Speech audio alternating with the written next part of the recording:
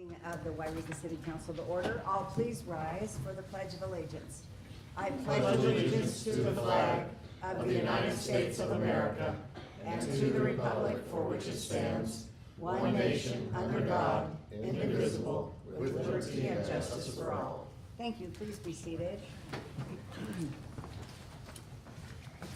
If you haven't done so already, please silence your cell phones. Liz will be very happy if you'll do that, right, Liz? Okay. This is the time for public comments. Council may ask questions but may take no action during the public comment section of the meeting except to direct staff to prepare a report or place an item on a future agenda. If you are here to make comments on a specific agenda item, you may speak at that time. If not, this is the time. Sorry. Please, let's see, please speak from the podium. Oh, please limit your remarks to 5 minutes, and please speak from the podium. Please state your name and mailing address so city staff can respond to you in regard to your comments or provide you with information if appropriate. You are not required to state your name and address if you do not desire to do so. Do we have any public comments? Not on an item that's on the agenda?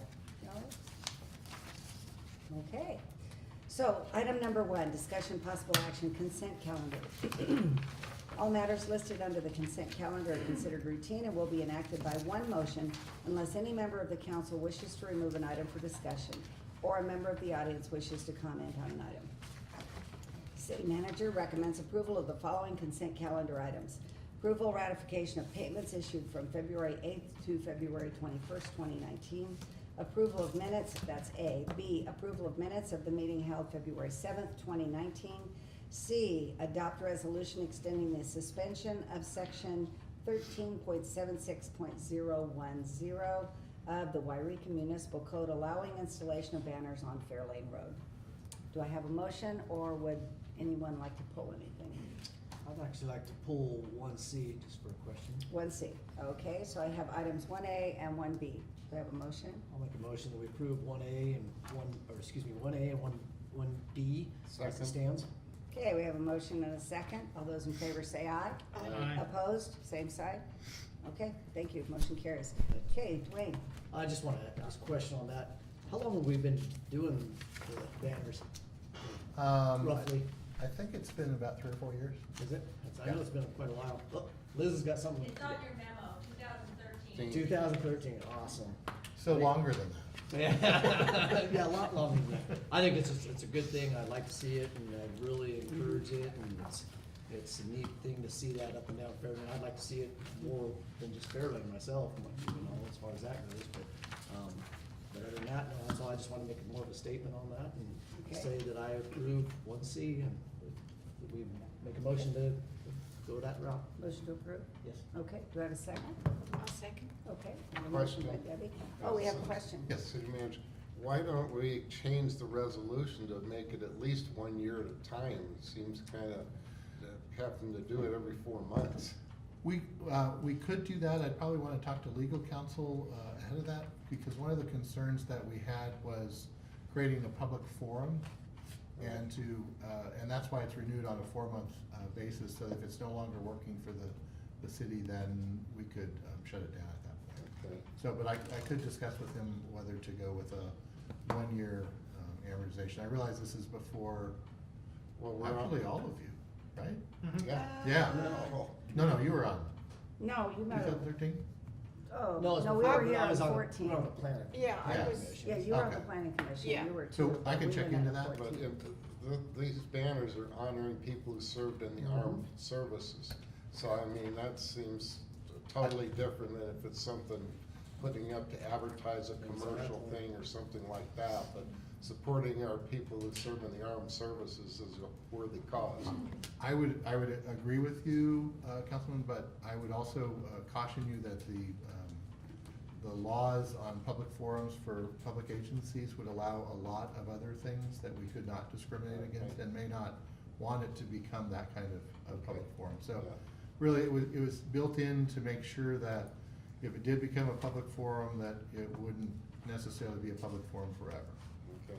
Is what it boils down. But I could look into whether or not it would make sense to do it on an annual basis instead of 4 months, and then maybe also, since what we had originally had this discussion, back in 2013. Right. So, and went through the pros and cons of doing it. So, commercial versus humanitarian?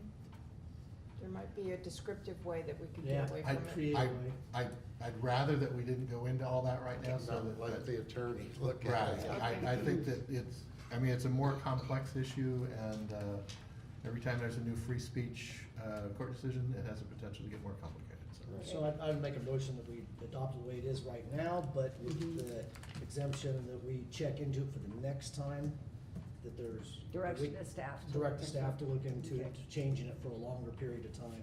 Okay, and I think our attorney will be here Yes. next. Do you need the Okay, second. directive in the motion, or should that be separate from the motion perhaps? I think that the direction to staff to look into it, yeah, I think that should be separate. I don't, either way is fine with me. Okay. It could be in the motion or added to it, or it can be just direction to It's staff. That's fine. fine then, you'll Yep. accept that, okay. And- All in favor, say aye. Aye. Aye. Opposed? Okay, motion carries.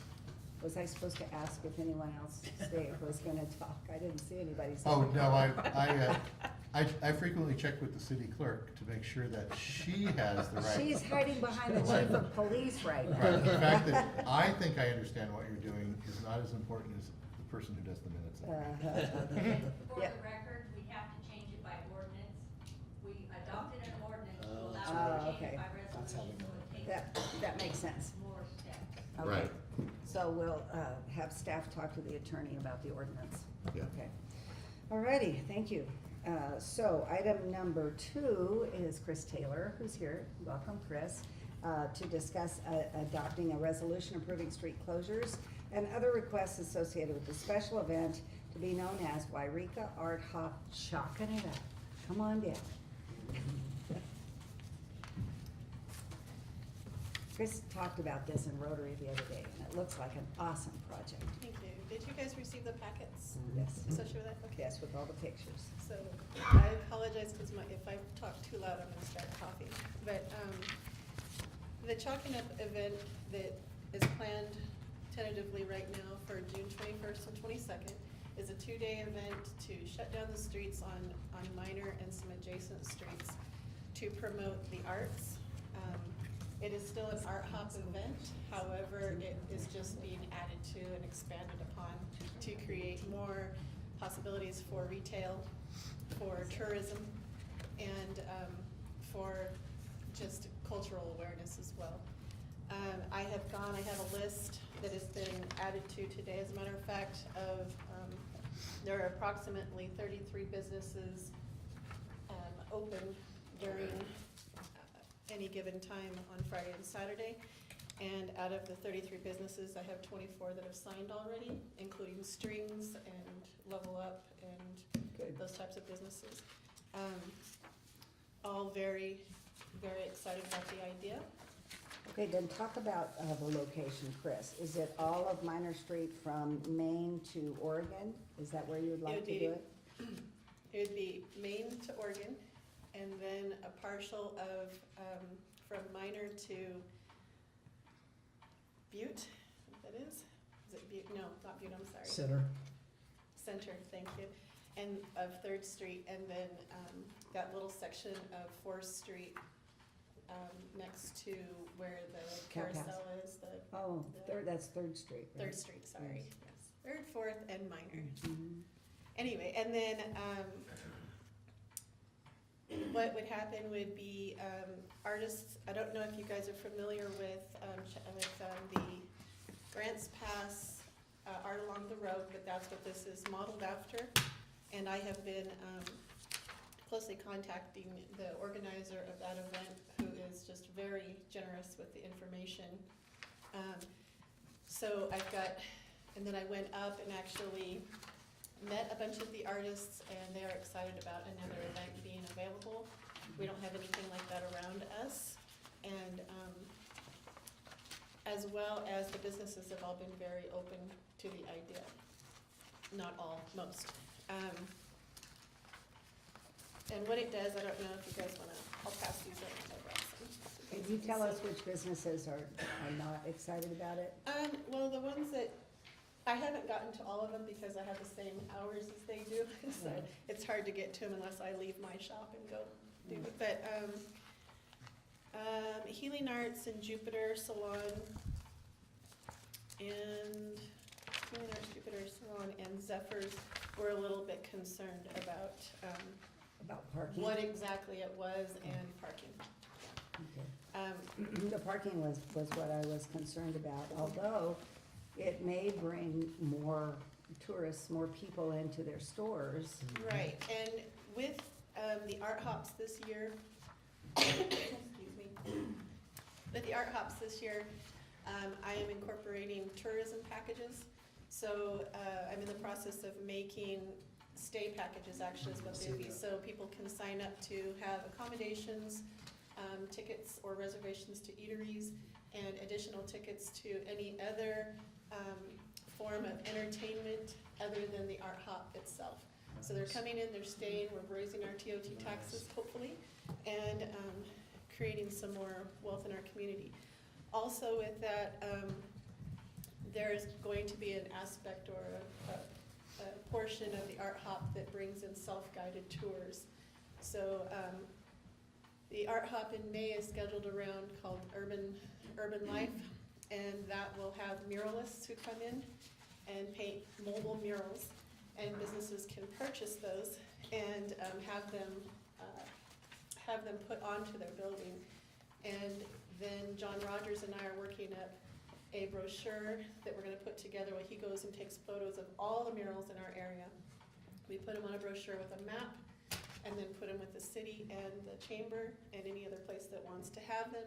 And then people can come here, if we can advertise it on the city. I did talk to Retta at one point, a long time ago, about a link possibly being available on the city website so that people can also click there and see what's going on. So, self-guided tours, tourism packages that will benefit all of Yreka, not just Minor Street. And with the Chalk Festival, artists set up down the middle of the street. It does take 2 days to complete their paintings, their drawings. The plan is live music. The artists will be there chalking, but also there will be areas for people the children and adults all alike to practice chalking on the streets. I have been working with some of the businesses coming up with ideas, because they're a little bit, 2 days, that's a lot. And I said, okay, what's the concern?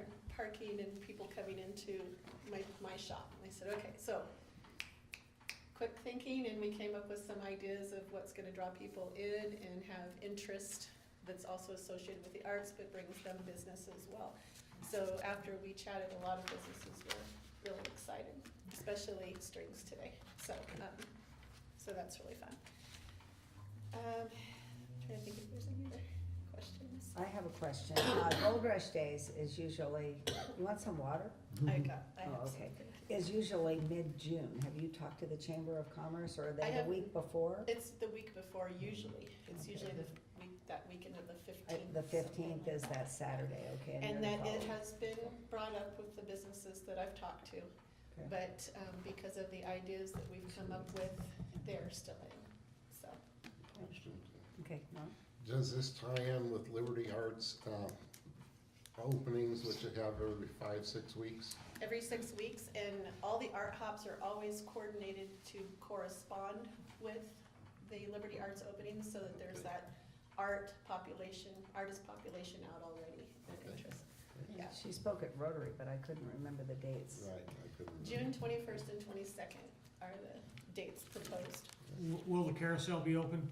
I have been trying to reach Gary to see if we can get that, to coordinate as well, because that would just be really nice to have a complete age bracket, demographic that we can reach, both children and families, as well as individual artists and. Talk to Mike. Mike I think Griffintini? that, yeah, I think that Gary's been under the weather, so Mike Griffintini has kind of Okay. taken that over. Great, thank you. When you talk about music, are you looking at multiple music venues? For Cause the art hop, you're spread out, right, on the 3rd and the 4th. so what happens typically with art hops is there is at least 4 to 6 different music venues happening during the art hop within businesses or outside of the businesses. With this particular art hop, there's not only going to be that, but there will also be, I'm wanting to set up a stage so that there's a main music outdoor thing too. So if they don't like that music, they can go into other venues and listen to other types of music as well. And then as far as, are you limiting the vendors to the people that have their stores? Are there going to be is there going to be any selling of anything on the street? Yes, there, but I am limited, so like, trying to think, the meat market wants to be able to bring out a grill and do, meats and things for sale for that event, and, I've already talked to Matt and Cindy. Ted? Oh, Cindy. Matt and Cindy about that, and we've narrowed down what needs to be done for that as far as any licenses or fees or anything. But yes, they're not only the businesses that are on Minor Street, but other food vendors that want to participate, as well as artists. The vendors will be limited to artists and food to keep that art atmosphere happening. Okay, thank you. Okay, any other questions? No, just a comment, like, I could see getting the kids involved, especially for future generations. And I guess one other question is the fourth event, and this doesn't have nothing to do with this, but the fourth event on September 13th, which is, I'd like to hear, is something different. Your Body, My Canvas. Would you want to briefly explain that a Great little minds bit? think alike, that's what I asked her in Rotary. So my body, your body, my canvas is, I don't know how many of you have seen Skin Wars on Mhm. Netflix Oh, yeah. and stuff. No. Okay, so an incredible art form that is nowhere near us, anywhere near us. And Craig Tracy, who is one of the judges on that show, has agreed to come and be here for that. Nice. Now, this is all depending on funding, so I've got lots of feelers out there to make sure that I can fund him, but he is an amazing man who is just incredibly nice. With his involvement, I know I can get other business or other high-quality body painters to participate. Body painting is, it can be done in many ways. It can be on complete nudes, which will not be the case. I was concerned about that, I did ask that question. I will require that they have a tube top style top and boy shorts, which are really thin, a very tight fitting shorts so that the paint flows easily on them. The idea for that one is any form of body art, tattooing, of course it would be a certain level of tattooing, face painting, body painting. I wanna have a contest where there's just face, just torso and face, and then full body. And there'll be prizes for that, so that entices people to come as well. Body painting is incredibly avant-garde, and it will bring in a whole different demographic to Yreka, which is exciting. And I think it will also promote and excite our young artists as well in the community. Okay, I think we have a question from one audience member. Yeah, Dawn? I wanted to know, how long exactly the street's gonna be closed. You said it takes 2 days to do the actual art, so, Main Street can be, That's Minor true, Street that's can not be on here. closed for that long. Oh, it says 6 AM on Friday through 8 PM on Saturday. So you set up on Friday morning? Friday morning, cause all the tents have to be set up, everything has to be gridded out and blocked and taped, and, So it just stays closed. Mm-hmm. Which I think will be good, because we've had a lot of people wanting Minor Street as a mall. And I think this is actually, if we want that, this is actually brings it to another stage where people can see if that's a feasible thing or something in the future. It might not be a feasible thing, and a lot of people are against it, but I think by doing this, it's more events and shutting it down and letting people see what that presents to it, and people understand what that is and what it can bring to our community too. So it brings a different avenue of looking at things differently, so.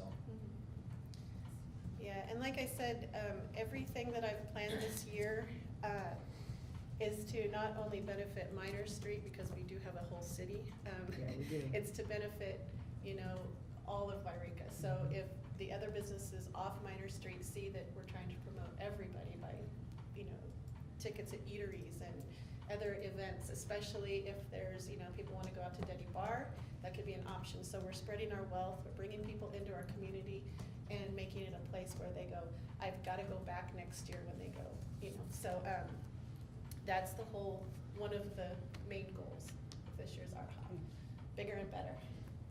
Hey, Debbie? I would really like to see some art in the park out at Greenhorn Park along the paved area. I think that would have been a great spot for the chalk art as well, but maybe in the future you can include that. That way it'll pull the rest of the community into some event. That's a great idea. I have to keep, you know, it's me and a couple of my friends that know how to work with me, because I'm hard to work with apparently. So to spread myself the event that thin, it might, maybe in the future, that could be something we could add to, and I could add Oh, more I meant people to, onto it. I thought I said in the future, because if you're trying to include the rest of the community and not just focus specifically 80% on the downtown area, which is a constant issue that we hear about. Yeah, and there's actually, so this chalk art, I sat down and had a long talk with Matt and Cindy.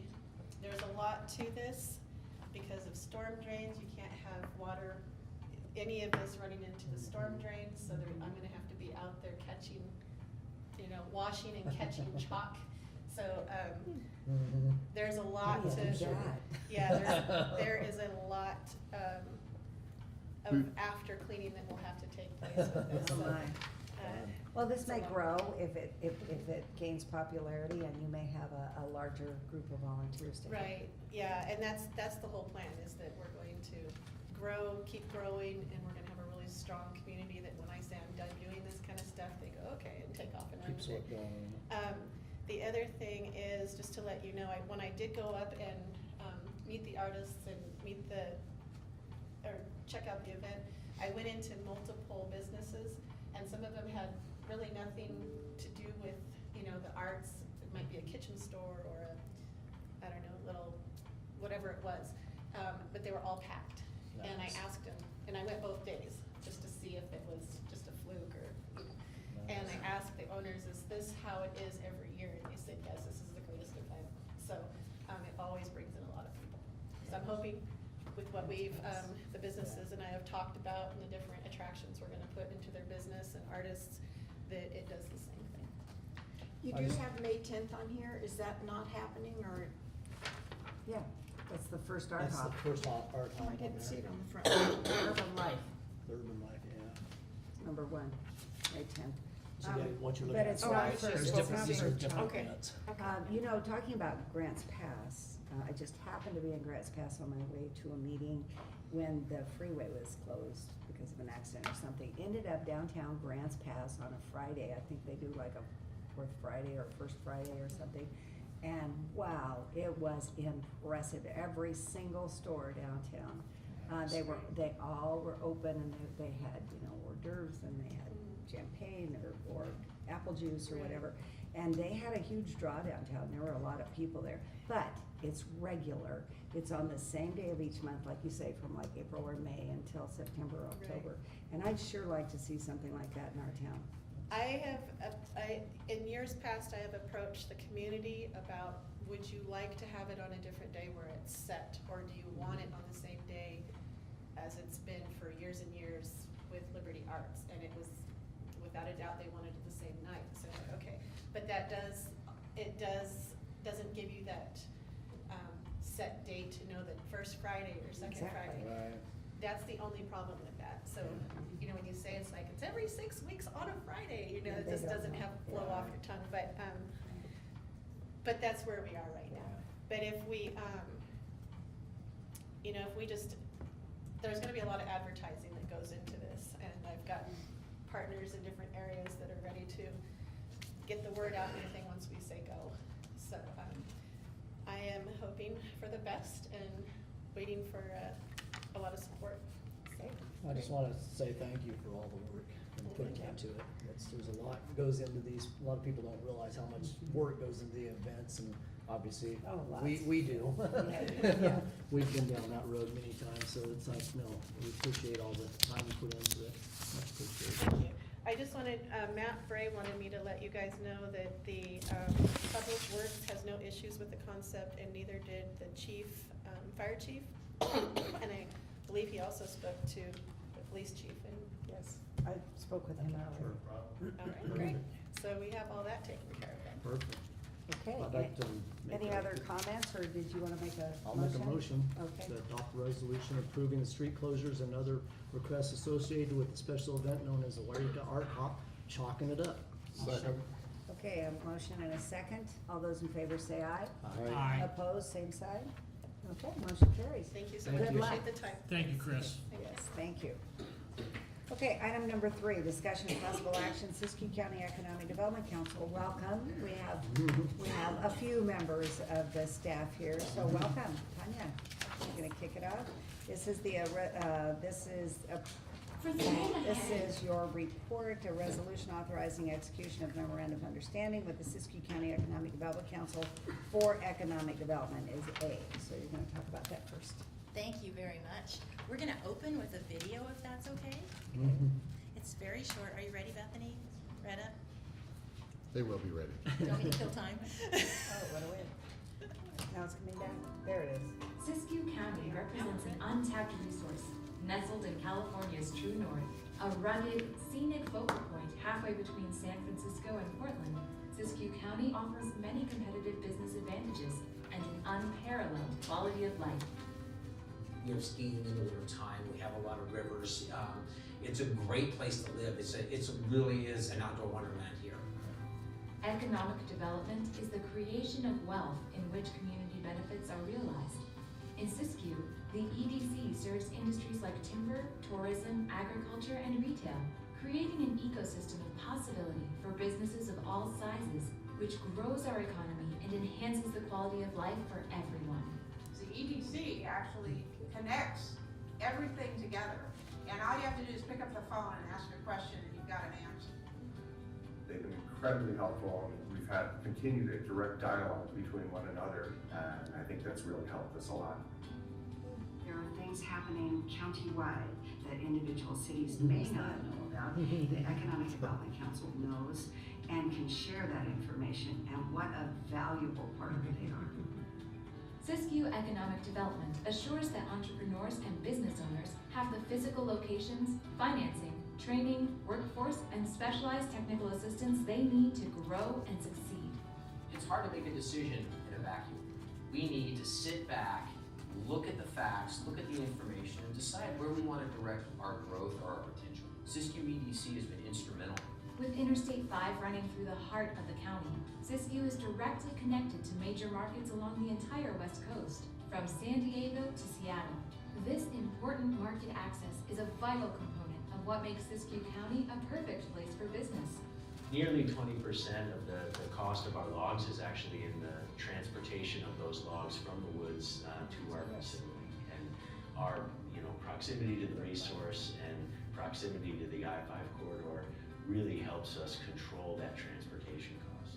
The I-5 corridor is a block away from here. We took advantage of that opportunity and expanded the amount of brewing that we're doing. So we're distributing throughout Northern California, Southern Oregon, and also now in the Bay Area and all the way down to Southern California. Siskiyou is well positioned to be a premier outdoor destination, and adventure can be found in every region of the county. The Siskiyou EDC has worked with tourism stakeholders to develop a successful tourism sector strategy. The Tourism Business Improvement District, also known as Discover Siskiyou, directly promotes Siskiyou as a travel and tourism destination, ultimately benefiting lodging properties and local businesses. For many years, people have said that Siskiyou is the best kept secret, but the word is getting out and it's not a secret anymore. tourism represents about 25% or a quarter of our workforce, whereas nationally that statistic looks more like 15%. With our Tourism Business Improvement District, we are leading the way in rural tourism. The nice thing about the T-bid is all of the hotels in the area get to pull their money together, and then that gives us a nice marketing budget to work with to really make some impact and to make a difference. By advocating for businesses to locate to Siskiyou and by helping our existing industries expand, Siskiyou economic development has directly and indirectly contributed to strong business growth across vital sectors of our local economy. There's a lot of programs that we're in the process of taking advantage of, employee training, tax incentives that have been very helpful. Working with an economic development council that specializes in rural economic development, that's a real plus for our area. The municipalities here in Siskiyou County are typically very small. Small towns, small cities with small budgets. And it would be near impossible, and really is, for most of them to have their own dedicated economic development team under their payroll. So the entire county benefits from having this overarching economic development program that Siskiyou County has. We work very closely with our city managers and city staff to provide added capacity so that they can complete their projects in a timely manner. We depend on investments from local businesses and municipalities to fulfill our mission. With this local support, we are building leadership, connecting communities, and creating competitive locations in Siskiyou. We're excited because we know that the growth is coming, and we're laying the groundwork so that we will be ready for it.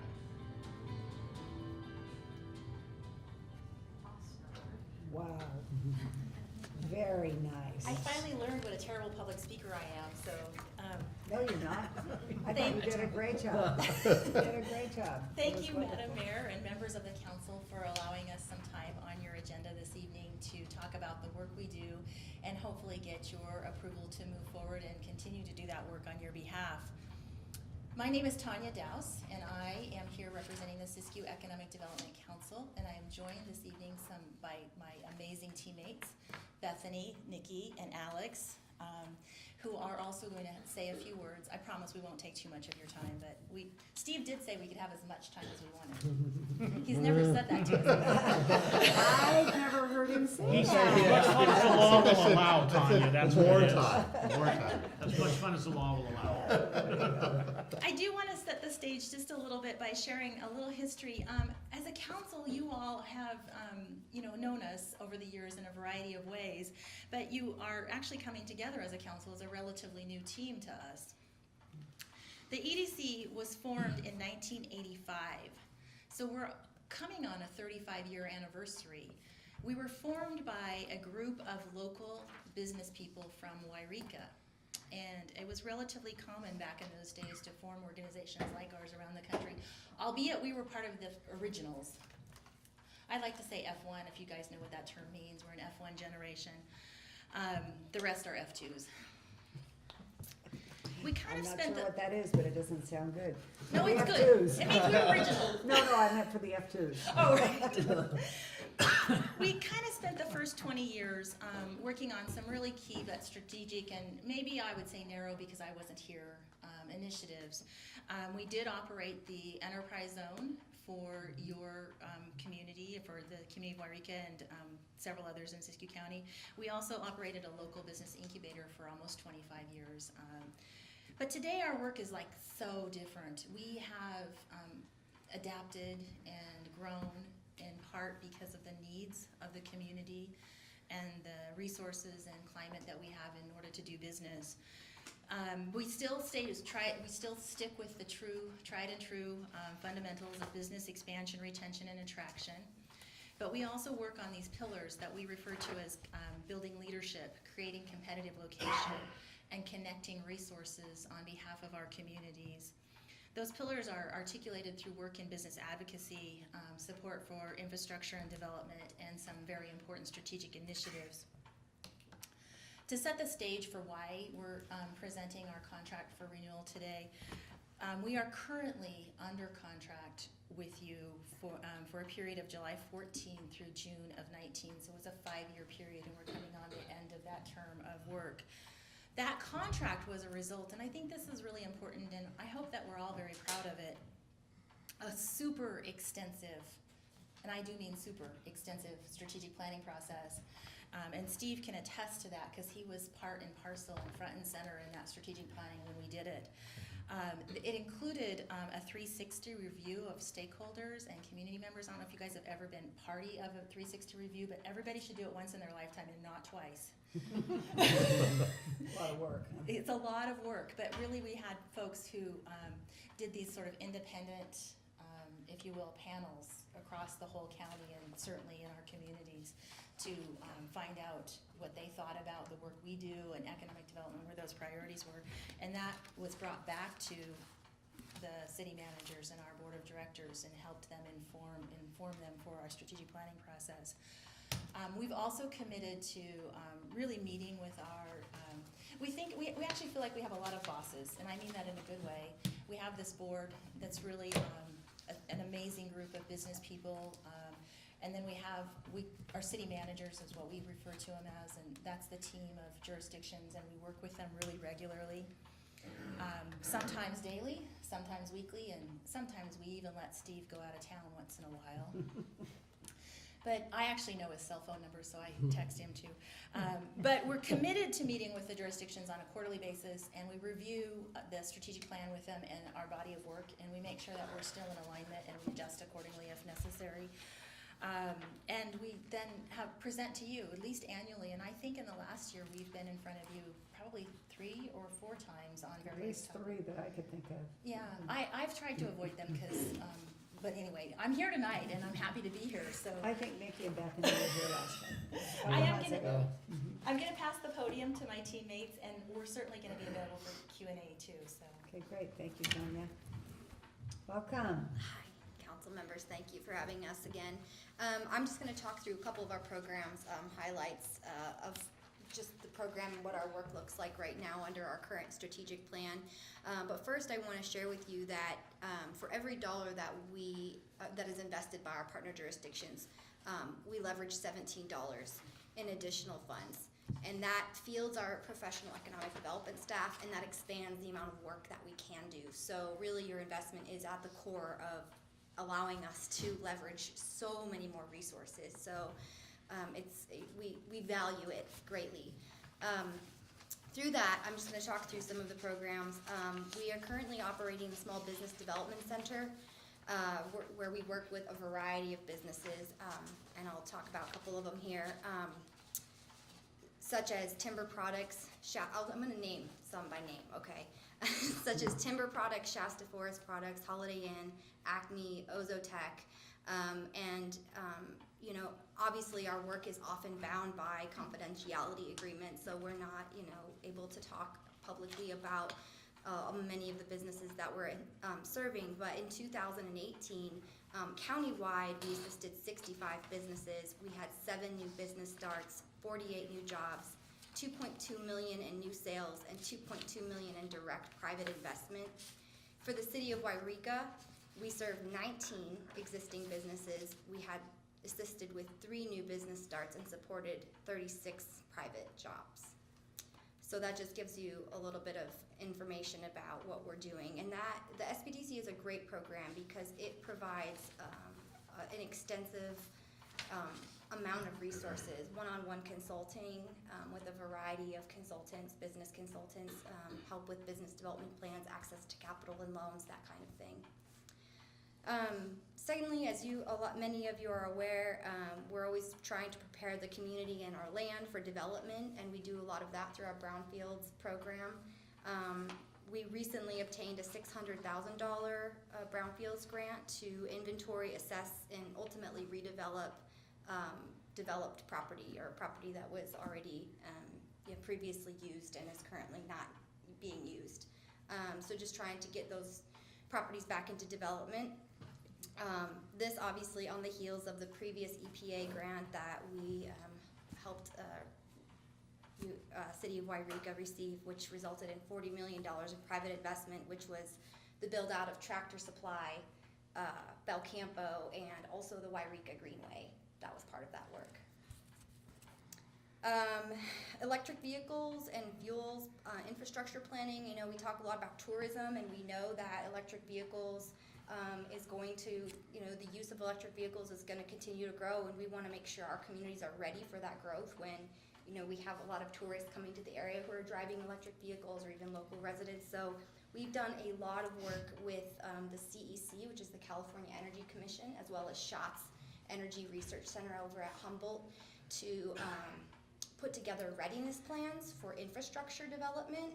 I know that's kind of like really, it probably sounds really like complex, but essentially it's actually already, I think, starting to reap its reward. We have one charging station in Yreka, but Pacific Power just announced that they are going to be funding electric vehicle charging stations, and because we have these readiness plans already created, we can literally hand them to businesses and help them put forth an application to Pacific Power. Nice. So I think that there is a lot of resources that have been, you know, we've laid the groundwork for that, and I think that we're going to continue to see that program grow. Can I ask you a question on that real quick? I know Mount Shasta has numerous ones, charging stations.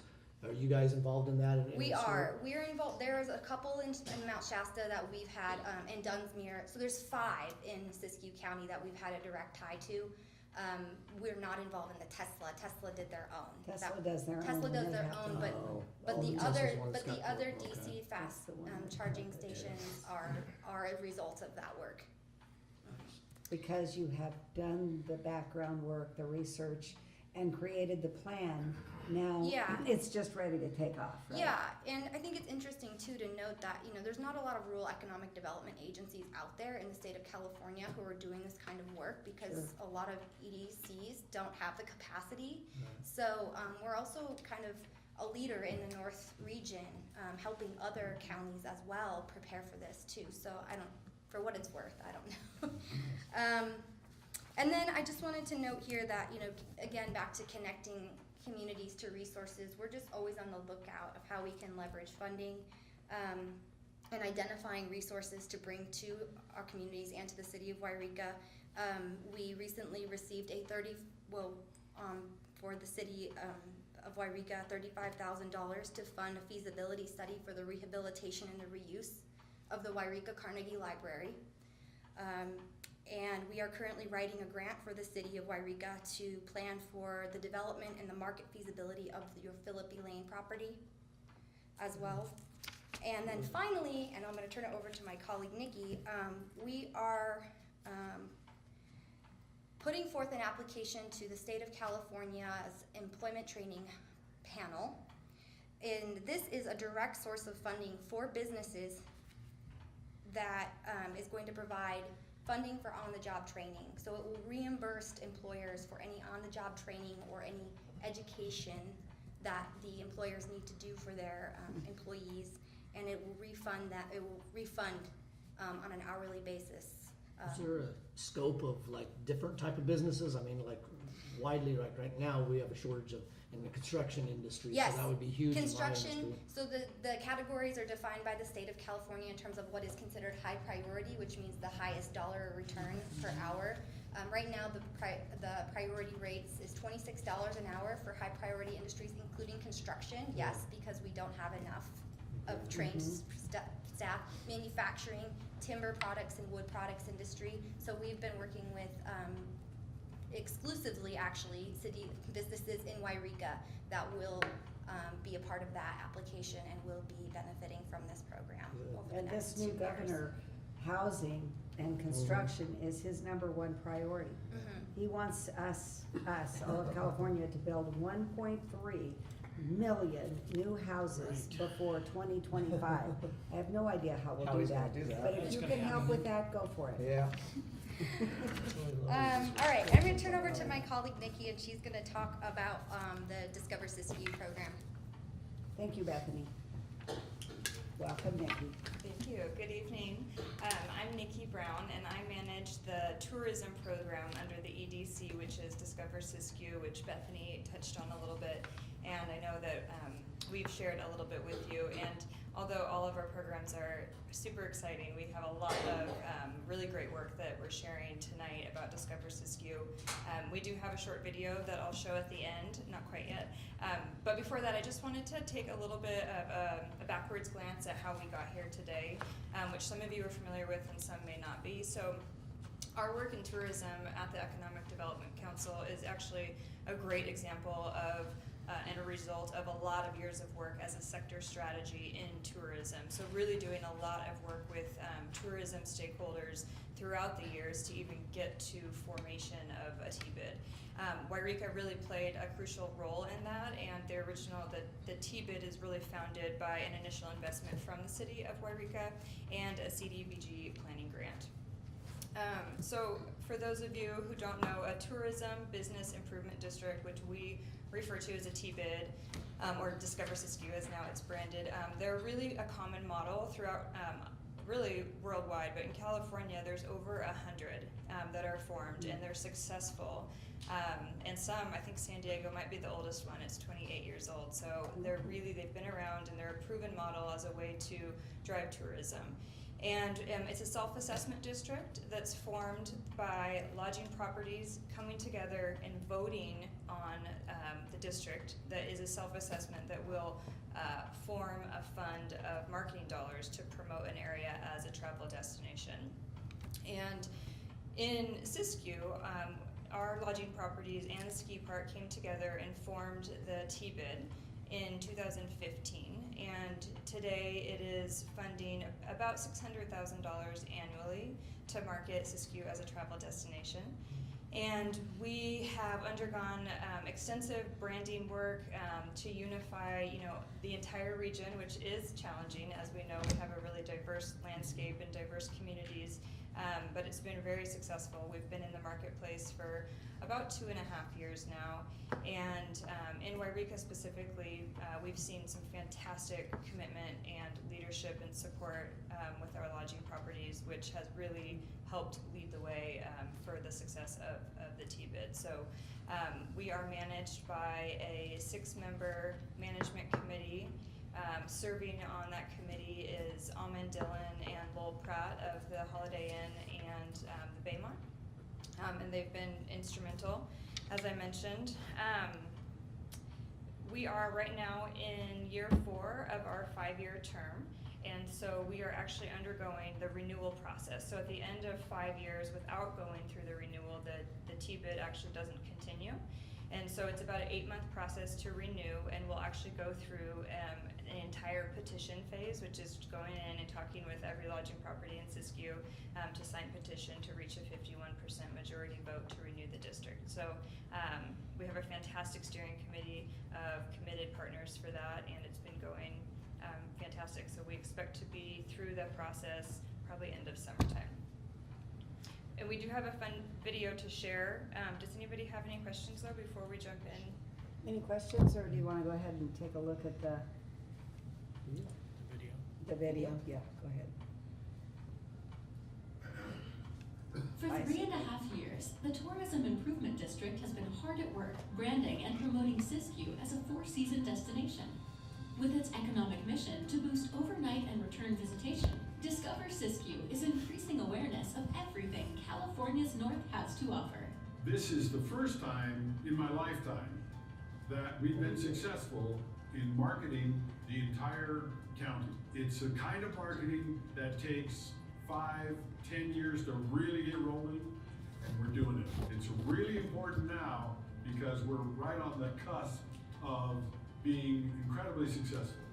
In partnership with creative agency Augustine Ideas, the management committee and staff successfully developed a brand that resonated with target audiences and framed Siskiyou as a destination worth visiting. When you speak of Siskiyou, people don't recognize all that's here. This is the first time in decades that our story's been told. It's the first time we've been able to put some really neat images on our website. It's not something that I as an individual hotel could do on my own. A comprehensive discovery in the market was performed before the brand went live in August of 2017.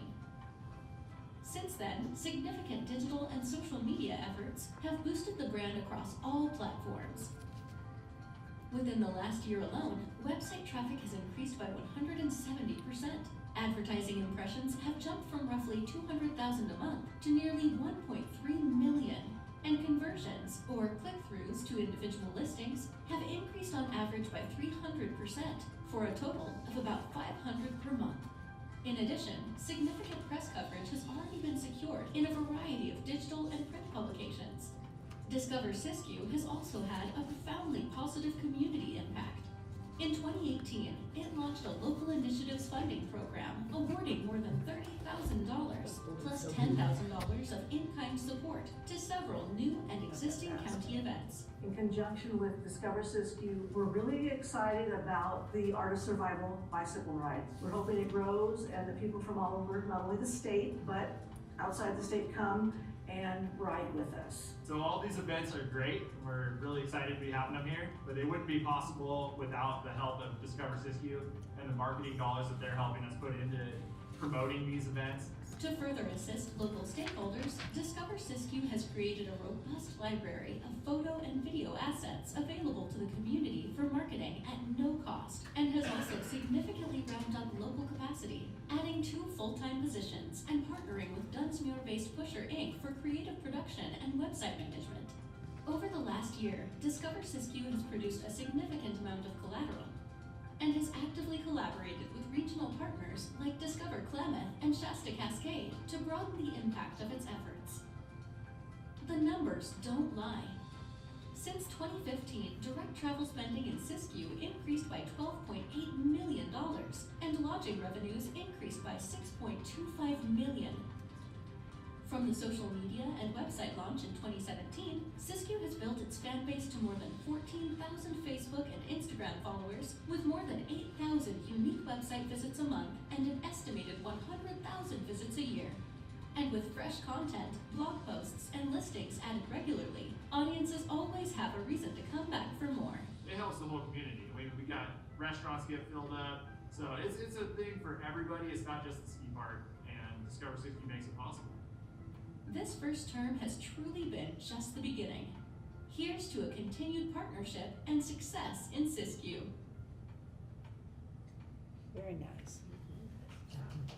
Very nice.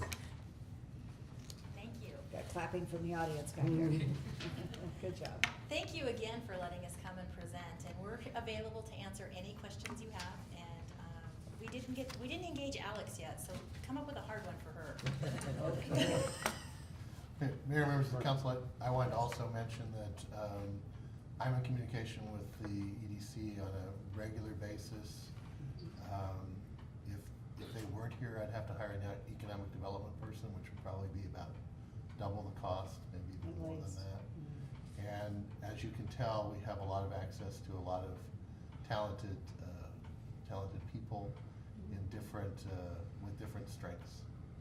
So anyway, I just wanted to mention that. And I'll let you go ahead and ask any questions. And it appears to me that it leverages a lot of, too, because it leverages, this Discover Siskiyou and everything that goes along with it.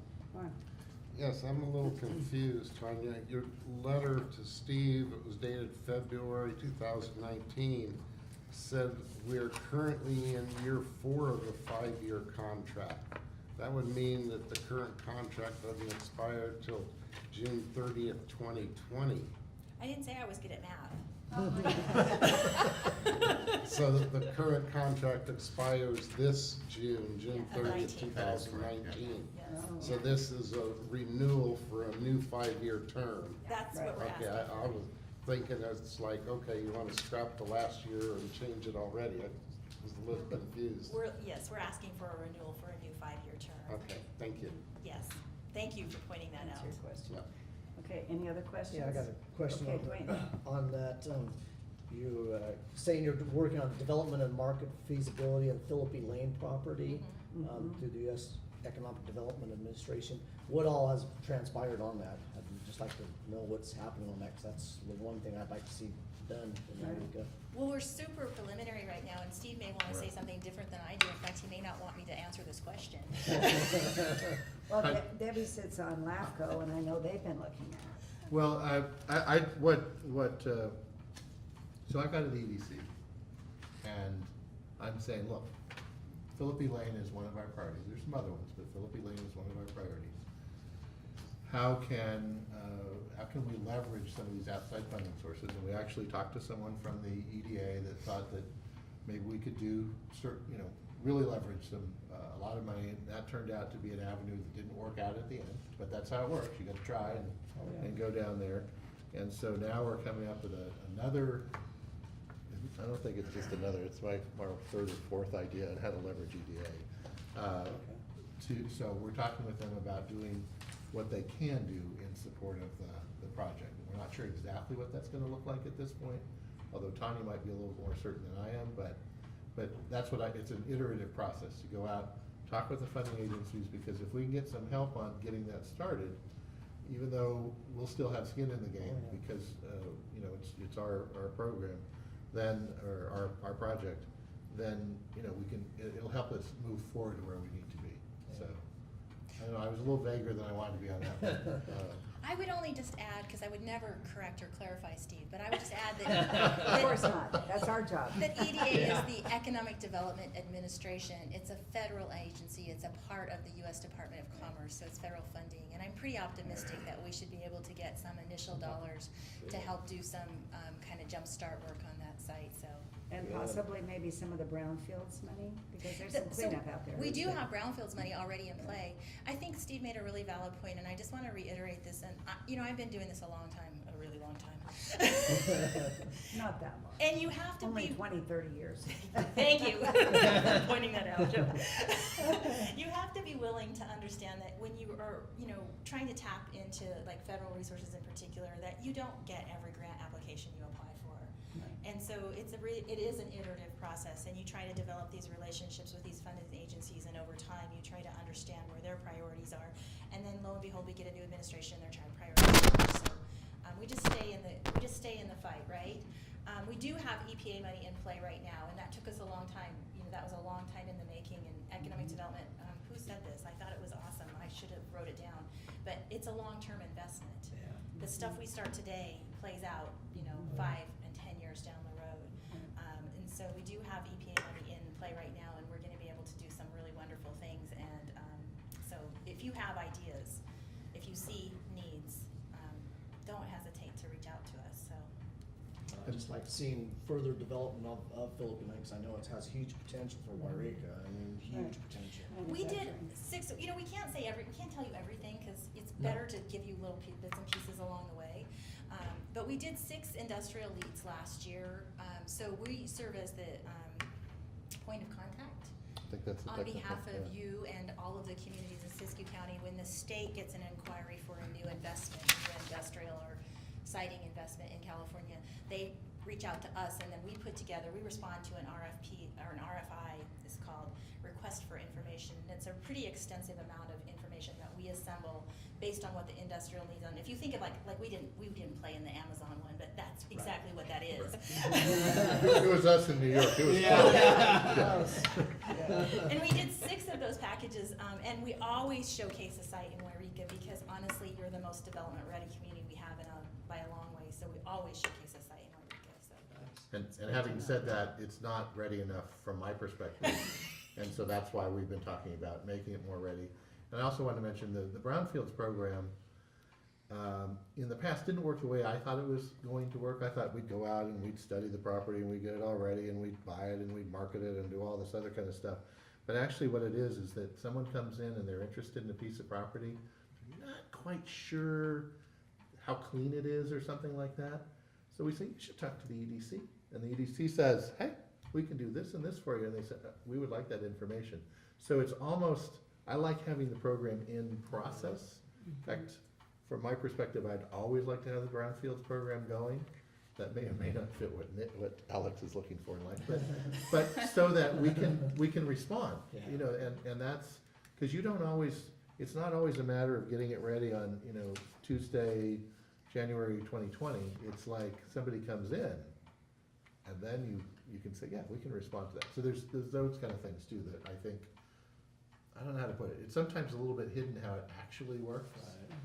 And they're getting tired of me saying that, It didn't work the way I thought it was going to, because they went down. It worked out better than we thought. Oh, gosh, yes. I was gonna say, I think it worked out better. Oh, yeah. But it's Lightning. a lengthy process. It's not something that happens overnight. Not at all. It develops, as you say, and people just don't end up knocking on your door and saying, I want to open up a business across the street tomorrow. It's a very lengthy, it's a dance, if you will. You talk to them, they talk to you.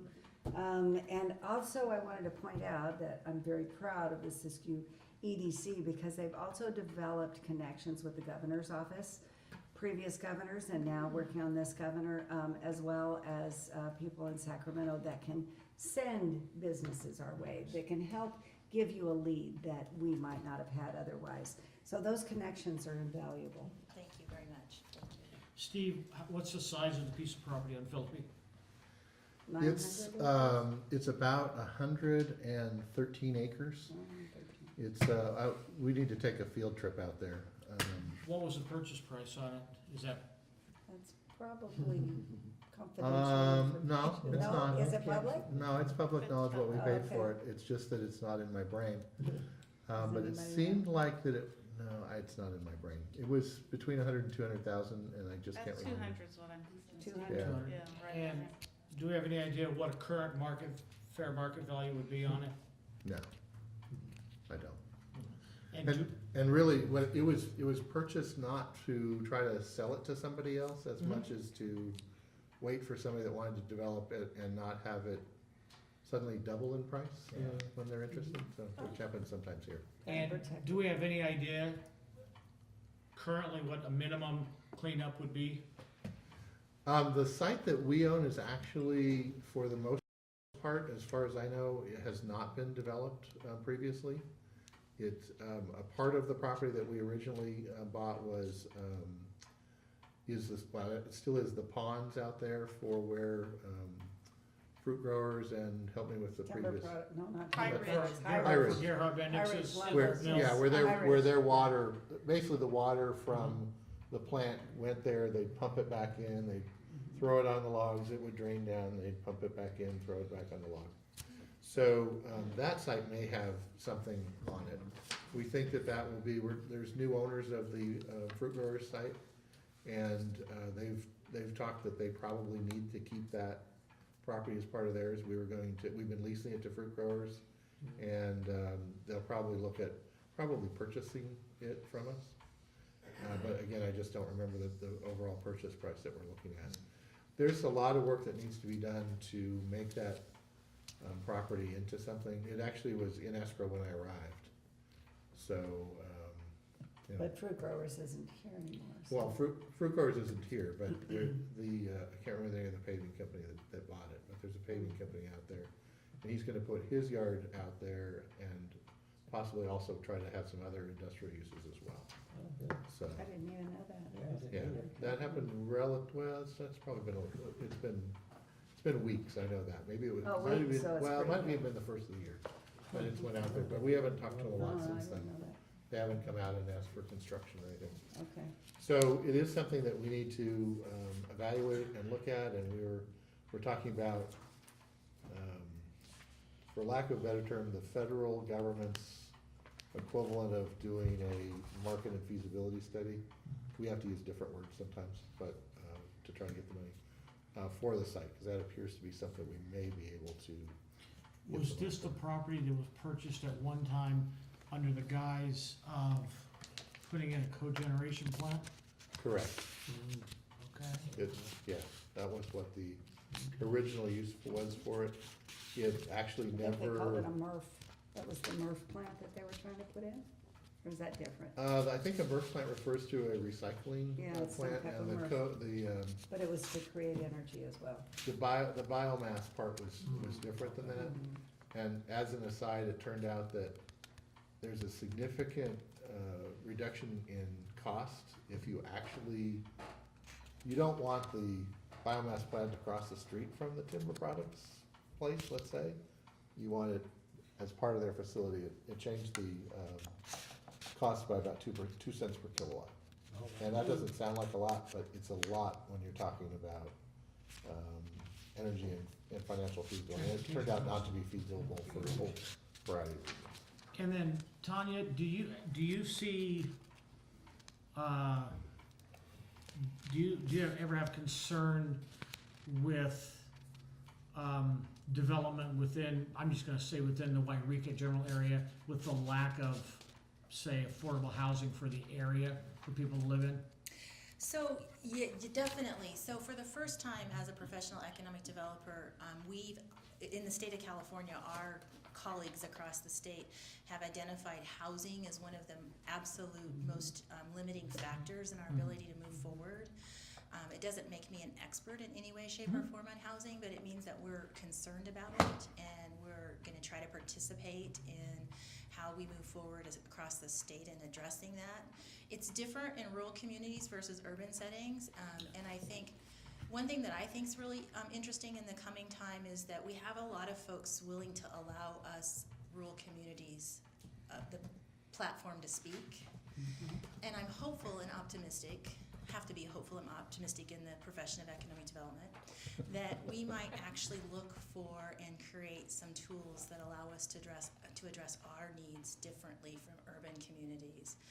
But I'm going to use that just to kind of maybe clear that up a little bit, is that we, for example, we call it workforce housing. It's not so much affordable housing, it's literally just the homes that you and I and the citizens of our community live in, we're so short on. So. But this governor has, and legislature has stated that they want to have funding available in different ways for different types of building, and you said affordable housing is definitely first and foremost. Norm? Well, I think another constraint on, expanding in our area, looking at your annual report, it says developing a skilled workforce. It says net population loss age 20 to 65. 18% population loss in the next, it says 17 to 2020.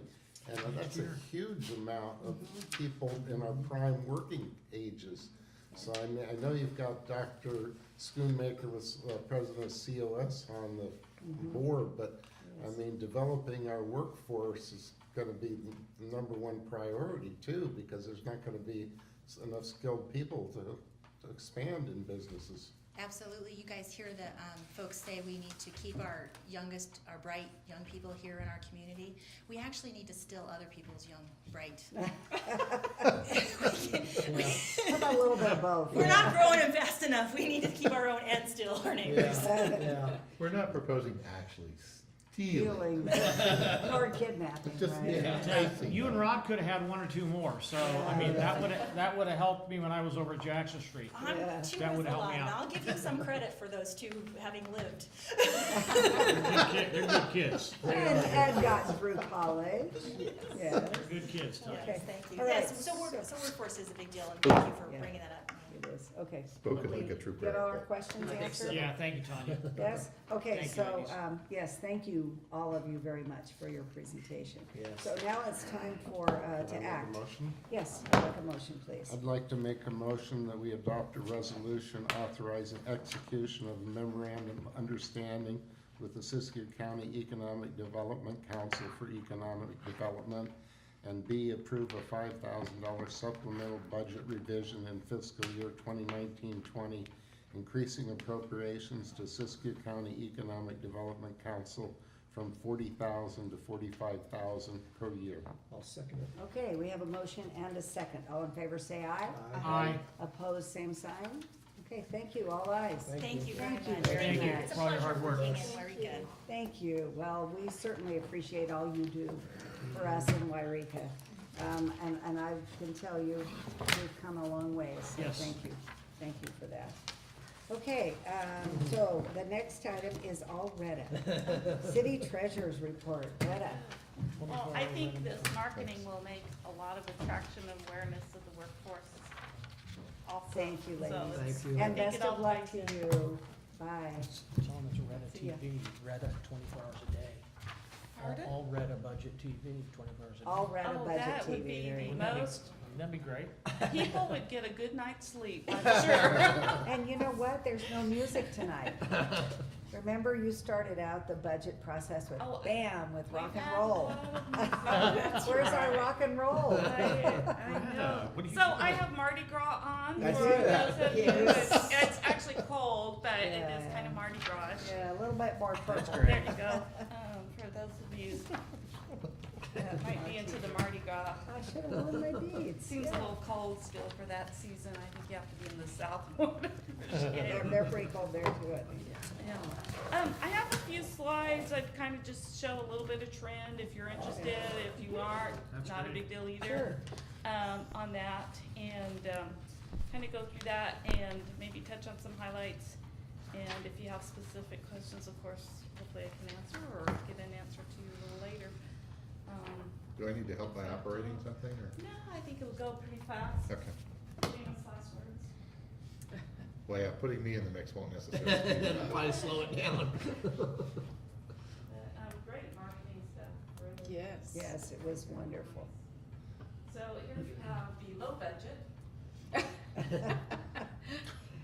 Just the facts, man. Just the facts. If you want to, you can hum the theme to. Yeah, rock. there you go.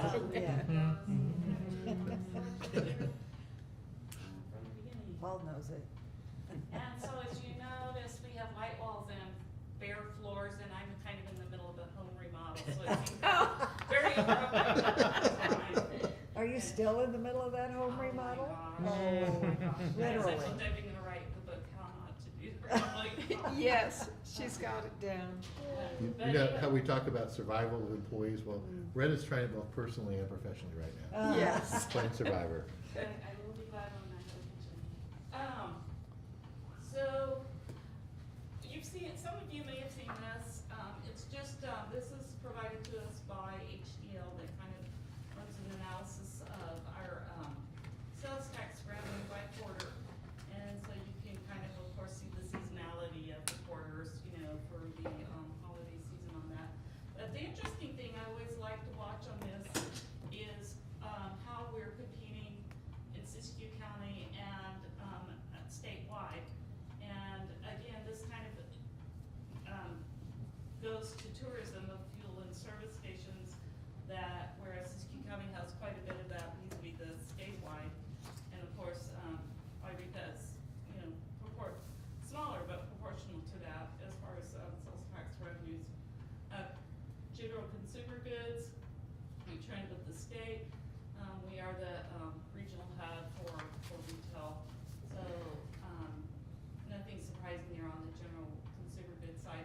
I always find it's kind of interesting to see how we're mirroring the state, and then also a little bit on Siskiyou County on that. But so I'm gonna go into another slide. This one, that all looks kind of good. But the next one is Oh, thank you. Can they see that at all a little Yeah, better? now I can. Oh, now we can read it, The yes. interesting trend here, when I'm looking at it, is that the county pool is going up. What that means is that's where there's not a point of sale in town. It's going into the pooled funds. And Steve, correct me if I'm a little sideways in explaining this, but we don't benefit with our local add-on tax of the half cent when things are going into the pool for that. So, Say that again. What because about there's not a point of sale destination, like Yreka, they can't attribute it to Yreka. So Oh, those sales go into the pool to be divvied up on there. But And- does that mean that we lose money then? Yeah. We don't get the But- extra quarter. Yeah. But it's a 0.5%. But A how do we The fix that? sale's not in the city limits though. Oh, Yeah. that's why. Right. Yeah, So- that's- right. So that's kind of, you know, that you take 282,000 or 300,000 if you round it up. You know, that's kind of like, we don't get that add-on on that, for that. So, overall, again, we're up quite a bit, overall, so that's very positive on that. But just kind of something to watch. So I just wanted to clarify, the county pool incorporates a number of different things. Some are the out-of-state sales, you know, like when you order on that river. Some of the things have to do with when they're incorporated into construction. Those sales taxes also go into a county pool.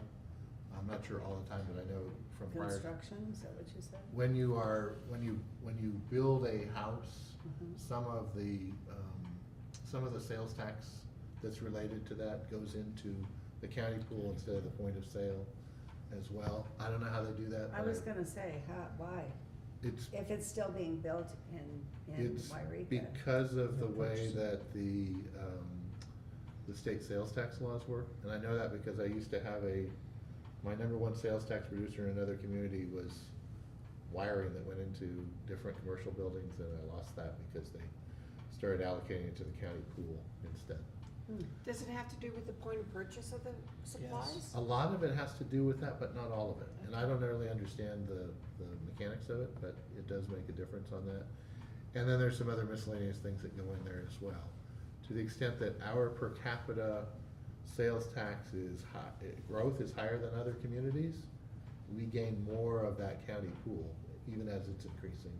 To the extent that certain communities that have a name, say, of weed, are growing their per capita sales tax, the share that we get then goes down because they're increasing at a faster rate. That does not make sense. It does, but I'll do it graphically at some point. Well, we can dive into more of the, Yeah. that's a good conversation. I'll bring back more on the county pool dynamics of what's going into that, so. Because it's not divided up by population, it's divided up by how much sales tax you're bringing in. So if you have one person or one city that's static on sales tax and one that's growing, then as you divide it up, now the growing city gets a little bit more of the county pool. So it's sort of, it's a bonus if you're growing your sales tax, and if it's staying stable, which some of our smaller communities actually are not growing sales tax much at all.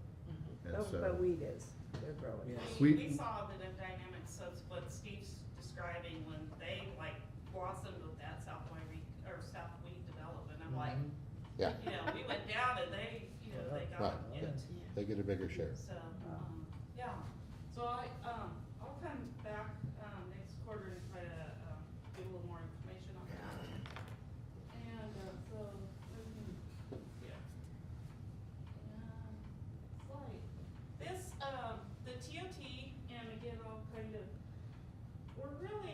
our trends are very, tight to me. From a trend line, this is very consistent, very tight. So as far as the TOT growth, it's really happening, historically during the fire season for us.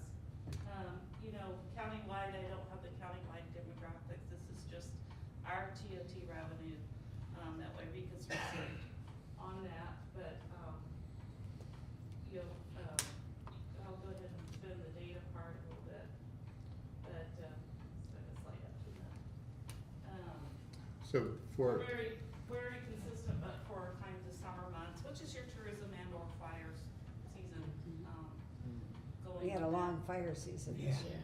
Yeah, so you guys see those spikes on there, but once you get out of that, it's actually pretty tight, revenue curve.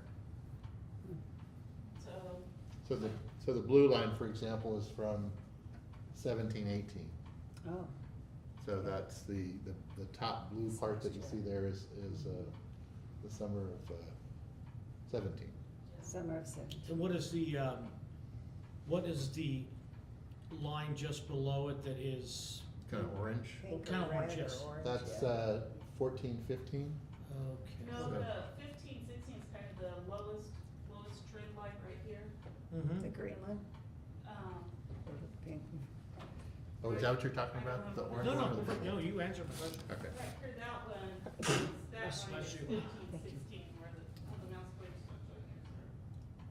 We do have to get that pointer, on there. But just some more kind of some trends, but, very, very steady, and consistent on that. I only included this one. This is kind of some community development revenue from what happens. This doesn't include our impact fees, but you can kind kind of see how, these are planning fees, building permit fee revenues. And we're just, up and down. And so, a lot of times I'm asked, well, how are we trending month to month? And it's like, you never know. It's like if a project comes in, it's up. And if it's a big project, there's parts of it, we might get the plan check fees before they first on that, so. So from that graph, we're not more apt to be up in a summer No, than we are in That's a winter, say. interesting. no, Okay. because of lead times on them. Okay. How about the courthouse? Is that going to impact us, the building of the courthouse? As far as fee revenue, Yeah.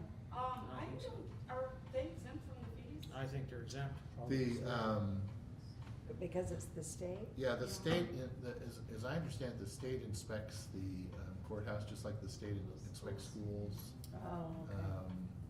So we're not expecting anything from that. There are some fee credits from the demolition for the water and sewer, and I don't know that we know exactly how that's, I don't remember, maybe we do already, but I don't remember what it is. I think it's similar to schools with forest land, with foresters, with, Yeah. So and military, same thing, military in San Diego impacting schools and things like that. You just, they don't, right. they're They exempt. don't pay their fair share. Well, we're not inspecting the building itself, so we're not getting the revenue to inspect the building, so there's that. Now, we do have some encroachment permit revenue and that sort of, but it's really very modest, because most of the activities happen on-site, not off-site. But, it's not a big revenue maker for the city. It's important for the city, but it's not a big revenue maker for the city, is kind of what it's pointing out. For example, we get 48,000 and we make more on dogs than, we get about 50,000 on dog license revenue. Wow. Because we try to finance 50% of the activities of animal control department. And, we're not quite at that 50% level, so we'll probably be coming back to you. It's kind of that cost benefit of, if you raise the fees too high, you aren't gonna get participation versus, $30 is pretty steep for Siskiyou County for a dog license. Yeah. But then you kind of like look at, I always compare that to a 40-pound bag of dog food at Costco, and like, it's your dog, kind of like put it in something that people can relate to as far as, what value that provides to them. But anyway, just a side note on that, it's an important function, but it's not to the city for the time. It doesn't really, it's not a revenue driver for us. And finally, this is just probably kind of a difficult graph to read, but the top two are the base rates, or the top one is your sewer revenue. And you can see where we have the fee increases from 2010 to 2012, and then we didn't do any increases.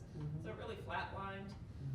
Same with the water base rate, we have the fee increases, and then we didn't adopt the 2013 study, so we kind of flatlined. And then, of course, now in January, we're having the most recent study becomes effective.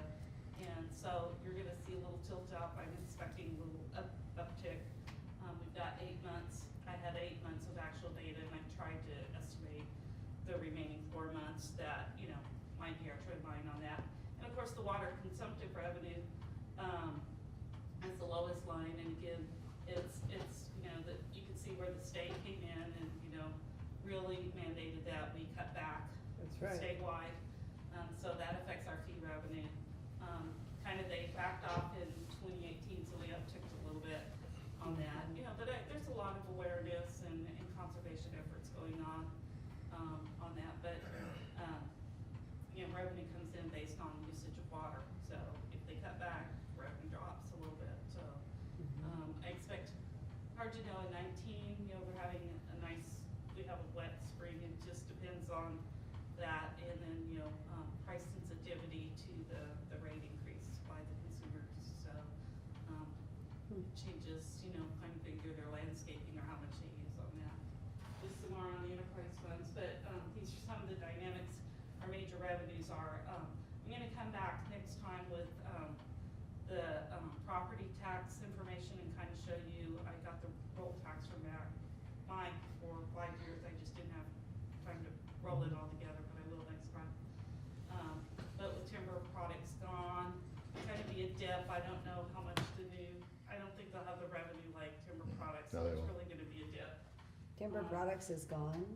No, Fruit fruit growers. growers. Fruit growers, I'm yes. like, I was gonna say, I'm on the wrong no side more of the bad road. news, Yeah, yes, no. no more bad news. No bad news that way. Okay. Definitely strike that on the tape. I apologize. Well, timber products actually does more volume, I think, than forest, than, Fruit the other. growers, yeah, Oh, but yeah. it was a Oh, yeah, significant by far. assessment, hit for that. Yeah. And so then, kind of those are, I just kind of wanted to relate that, kind of those are the dynamics that come in when you see this fiscal performance report, when we look at the revenues, you know, kind of how we're doing. We took a kind of a little drilled look at the sales tax and TOT taxes, within those, and then of course in the enterprise fund, looked at the fee revenue for water and sewer on there, and we kind of took a little bit of drilled look at the license fees and permits, and that, you know, they're important, but they're not the big driver of revenue for us, when you take all the license fees and permits, which includes, like I said, animal control, business license, is in there, and of course your construction, your building fees. So that's really all I have, but, again, I was just gonna go into the treasury report a little bit. Okay. I have some questions on the budget. Okay. When you look at the general operating fund, the excess of revenue over expenditures, it says net actual year-to-date, it was down 939,000 on the general fund, and on the special grants capital outlay, it was down 558,000. And those two are very significant Yep. underneath, but is there timing differences on those that can be made up? So I'm gonna address the general fund first, and Okay. where did I'm sorry, I took that off. So just to make sure. Most of it, the outlay in the general fund was at the capital outlay on the police building. And so we And then thought, they get we had reimbursed, timed right? that a little earlier, but the real construction didn't happen till July through, to December. Right. And so, a lot of that outgo was at that time. And so that was, it wasn't Well, the construction fund here is separate, it's showing negative 1.8, but this is on the general operating fund, the very top line on the budget, on the yellow column. Right, this one, the very first one. On the yellow column, Oh, in this Investment? report here? yeah. It The says yellow- investment. The yellow column. Oh, you're looking at the year-to-date variance versus the operating. Okay, that is actually, we're down about 3/4 in pulling in the sales tax, so we'll flip once those come in on the accruals. We just got into, we only get payment in January on the motor vehicle license fee, revenues, so you see it's still 0 on that, so we haven't turned around for that. And the last thing is the sales tax accrual, we did have the property motor vehicle license fee. Oh, the franchise fees, our biggest contributor of the franchise fee which is Pacific Power, doesn't pay, they pay once a year in January. Oh, okay. So those are kind of all downturned right now. And then, of course, we just do the renewals on the licensing in January, so you don't see any of that revenue start coming on fee revenue until typically a little bit in December, but primarily in January, February, March for business license renewal and dog license renewals. For the first quarter, right? Yeah, Okay. yeah. Well, So, the other question I have is you go down that yellow column down to, special Grants, Yeah. operating capital projects, you got a negative 558,000 on Right. special grants capital outlay. Yep. That's not the, That's, we're lagging, we've talked before, I'm not sure directly to this group, but there's risk of grants, and part of that is, we're delayed with Jeanette being gone and not filling the position on rattling the cage of getting these agencies to pay, but we're down on grant revenues. Basically lagging on invoicing and lagging on collections. So that means what, we have no one to write the grants or to collect on the grants? Collect on the grants. And why don't we have anybody to do that? We're looking at recruiting, but it's been delayed. No, we already hired somebody. No, Well, somebody took her place. no. I thought that was Cindy. Yeah. but- Cindy took, but the role that Cindy did was all the grant invoicing. So we're behind. well, It's that not seems good. to be a key thing that needs to Yeah. get addressed. Yeah, that's not good. Yeah. Yes, it is a key thing. Something we're aware of and working on, so. So we need to get Okay, that well- cash flow, and it's not just a matter of, sometimes it's a matter of invoicing, but sometimes it's a matter of talking to the agency and saying, hey, listen, you need to pry this loose from your fiscal people as well, because anybody that's worked with the federal and state governments knows that sometimes they're pretty quick, but Usually Well, not. The Usually biggest not. part And of the that, the government state of was- Oregon, is on this Oregon Street STIP, we've got a large receivable out there, a really large receivable. That's true. Coming in from the, Caltrans on that. And, like I said, these are the impacts, you know, it's kind of like those things that are urgent that you can kind of set aside, but now that this has to rise to the important and getting the collections on in, so. And I know that I've talked to Steve and Matt, and we're gonna be working on that diligently the next couple of yeah, months. we'd like to keep on top of that Mhm. every month, I think, until we know.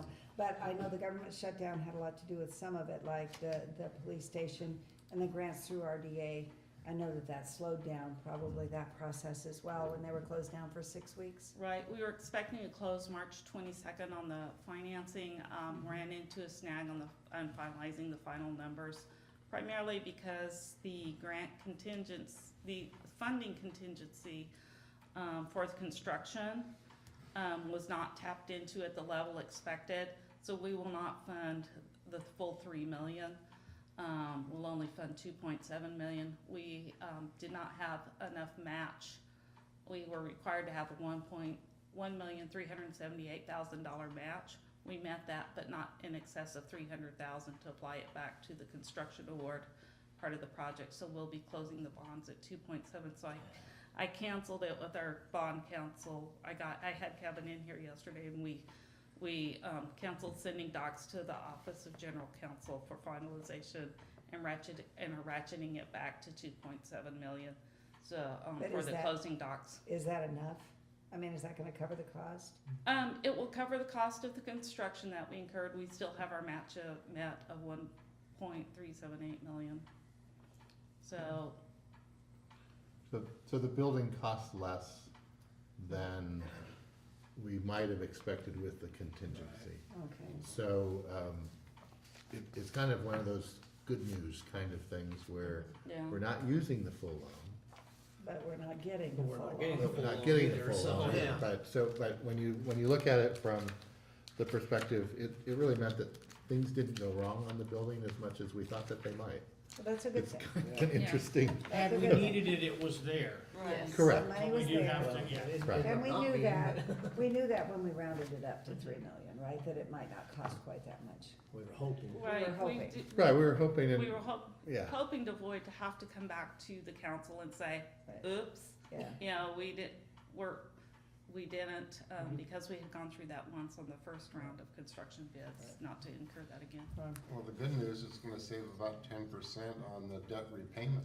Yeah, Mhm, That's yeah, true. exactly. Which will and it's be at 3.5, Yeah, so that's a good number. Yeah. So we didn't borrow Yeah. as much, we don't have to pay back as much. so- Right. over 40 years Yeah, at over 3.5, yeah. Oh, it's So 40 years, I thought it was 30. 40, 40. We'll all be good. So we, Yes. We can prepay without penalty Don't if we say have that opportunity. Technically speaking, if I lived to the age of my great-grandfather, I might be alive. Good for you. Great questions, though, thank you. Getting back to that, though, you know, collecting on this money that's out there, that we said that we're having trouble collecting on, would it be feasible for us to subcontract somebody to help us in a situation? Because I would see a lot of money there that would be, if we can maybe subcontract somebody to help us then? We may look at that sort of thing, the learning curve for doing that, essentially, Pretty steep.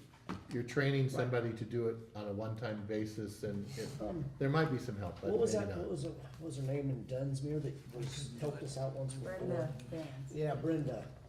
Yeah, there's still a steep learning curve on Yeah. doing stuff. Okay. Because the people that are involved in it every day would have to say, this is where all, anyway, it's, Okay. I know what you're saying, and if it does come Yeah. up to be something that makes sense, of course, we'll look at it, but. Yeah, I'm just looking, money wise, it's like, if we have to fork out some money to get that money, then hey, we need So- to do Sure. it. Well, it's a cash flow, that's really. Yeah. it's not So like is there any way we can get Jeanette to come back and That's fix the it? portfolio. Yeah, No. that's the other thing, is what, can we get her back for a little while? Just to help? Let us work on it, see if we can't solve the That's a problem. separate portfolio, that's just. Okay, so Retta, Yes. are we close? Are we Are we close? done? Are you done? Oh, Your yes, report. yes, thank you. Unless there's other questions. No. Okay, any questions? Okay, do we need a motion for this?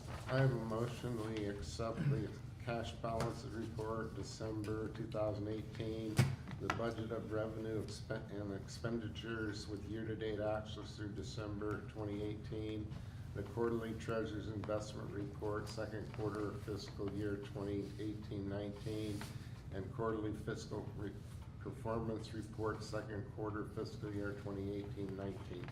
I'll second. Okay, I have a motion and a second. All in favor, say aye. Aye. Aye. Opposed, same sign. Okay, motion carries. It's a mouthful, Norm. Yeah, I know, I'm glad, You know I'm it? glad you jumped up to that one. Good on that one. Good job. He's like, thanks, Norm. Okay, so we're down to city manager and staff reports. I see our city manager's here and our chief of police is here. Welcome, chief.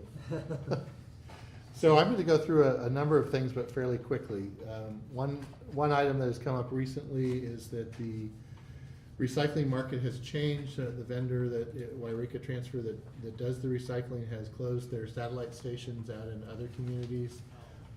They will be shortly notifying the people that have the blue cans in Yreka. I think there's about 900 of us. Yep. That we won't be able to put mixed paper in anymore, or even like Kellogg's cereal boxes, because that evidently isn't cardboard, that's paper, but I don't know.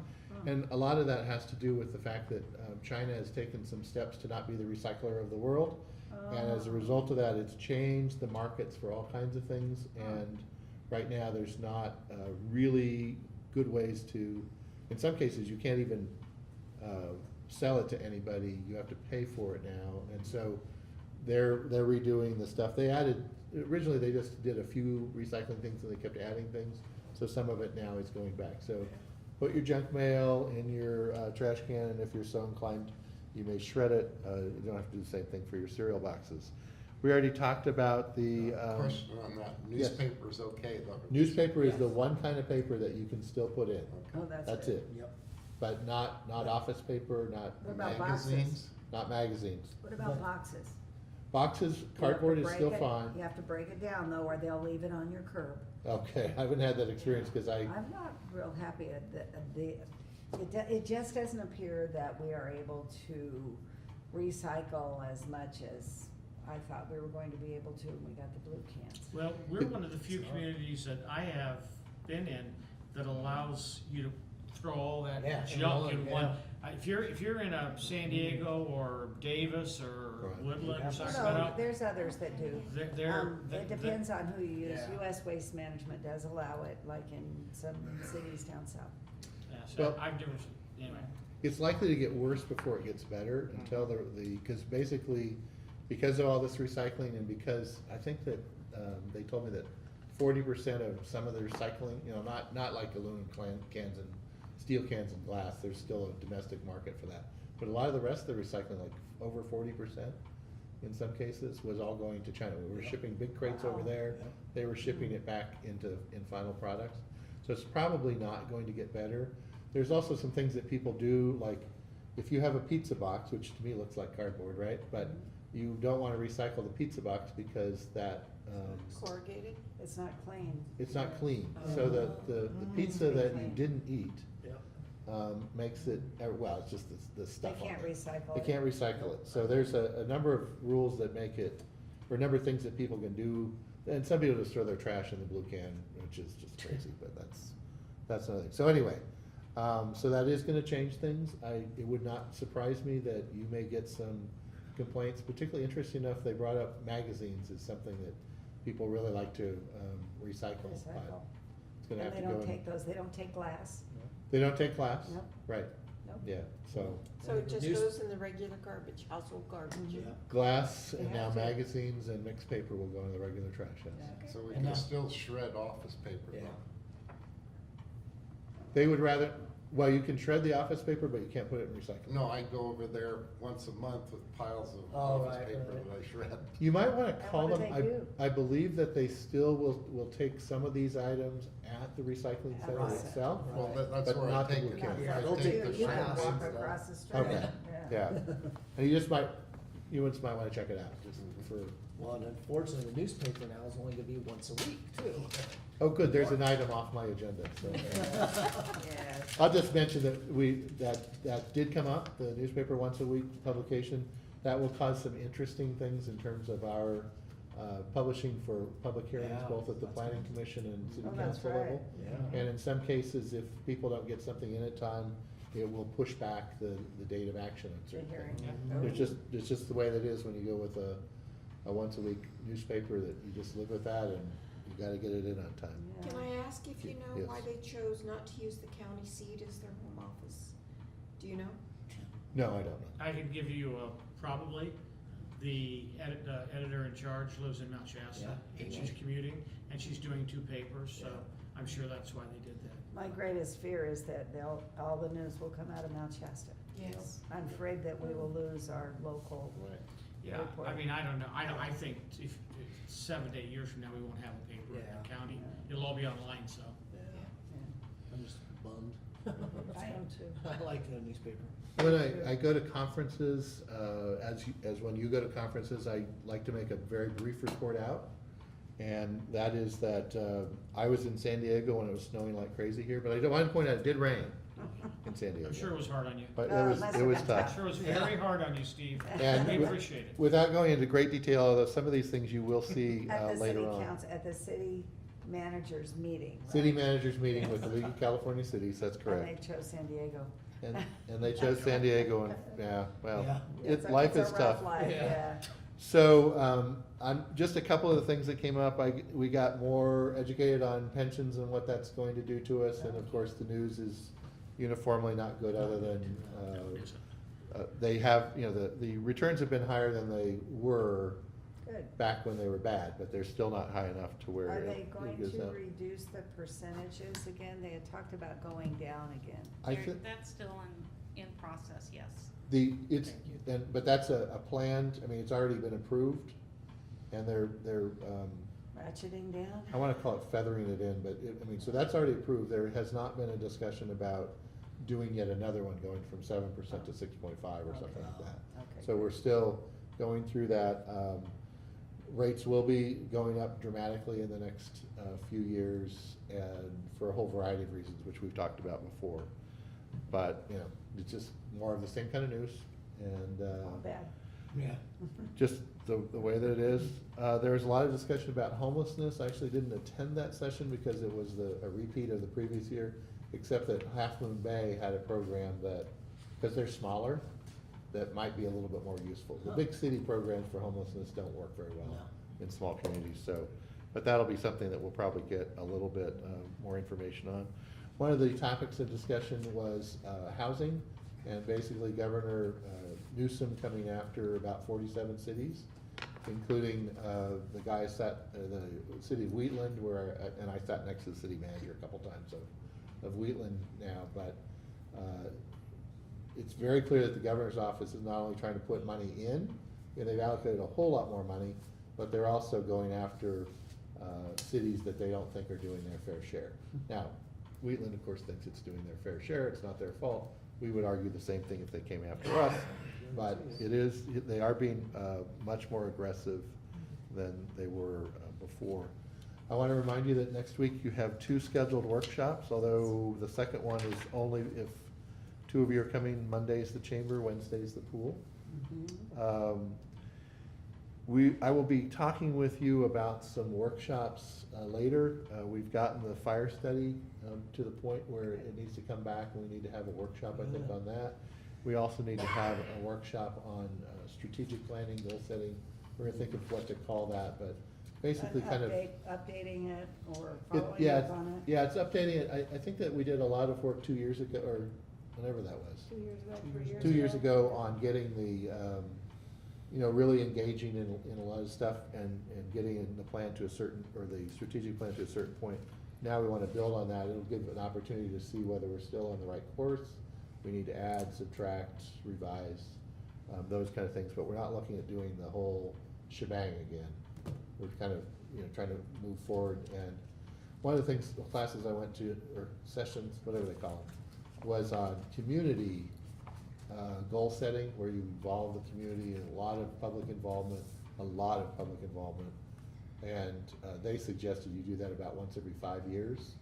And then in between, you do the intermediate goals for getting it done, because otherwise, listening to them talk, it would probably kill off staff, council, a few citizens, volunteers, but at least it's broad-based, but then you don't do that every year, because doing it every year is just more than. Once every 5 years. Right? More than anyone, yeah, about Makes once every sense. 5 years. They even wrote a book on, I think it was Jordan or West Jordan, Utah, one of those Utah cities. I wanted to let you know that this is not good news for Grenada, but their rescue vehicle was involved in an accident. I saw that. And so we have a retired rescue vehicle that we have not auctioned yet.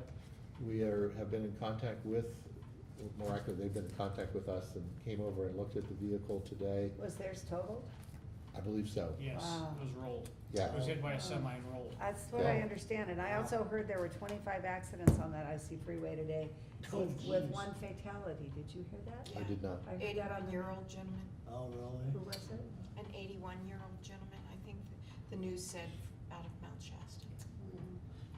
Are they interested in it then?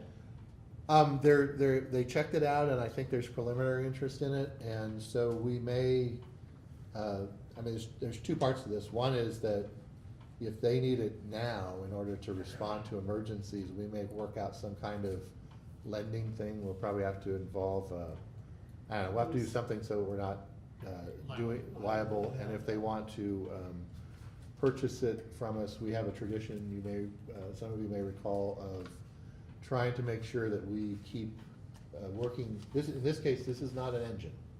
This is a rescue vehicle that doesn't have any pumps on it. So, but in the past, we've donated an old fire vehicle to the Klamath River. Fire company? Something like, fire company.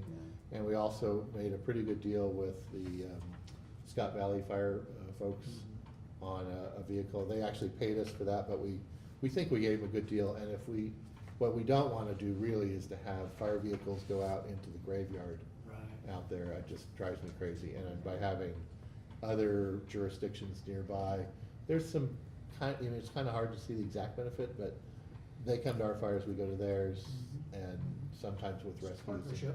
Yeah, so anyway, I just wanted to bring that up because I may have to take fairly swift action. And so I may kind of let you know what I'm up to. How do you Thank you for determine doing the that. price? What we usually do is we look at, the fleet manager goes to databases of similar vehicles and tries to figure out what our vehicle is most like, and then take into account, obviously age goes into that, but also the condition of our vehicle and that sort of thing. So his preliminary review, I think, was that it might be around $8,000 that vehicle has in terms of value. What year is it? I really don't know. Well, we know that it's a small company, so they probably can't Do we afford have, it. do we have to do we have to get something out of it, or what do we have to do? I haven't, in the past, we've gone kind of both ways. One was the more value it is, then the easier it is to, the harder it is to just give it away.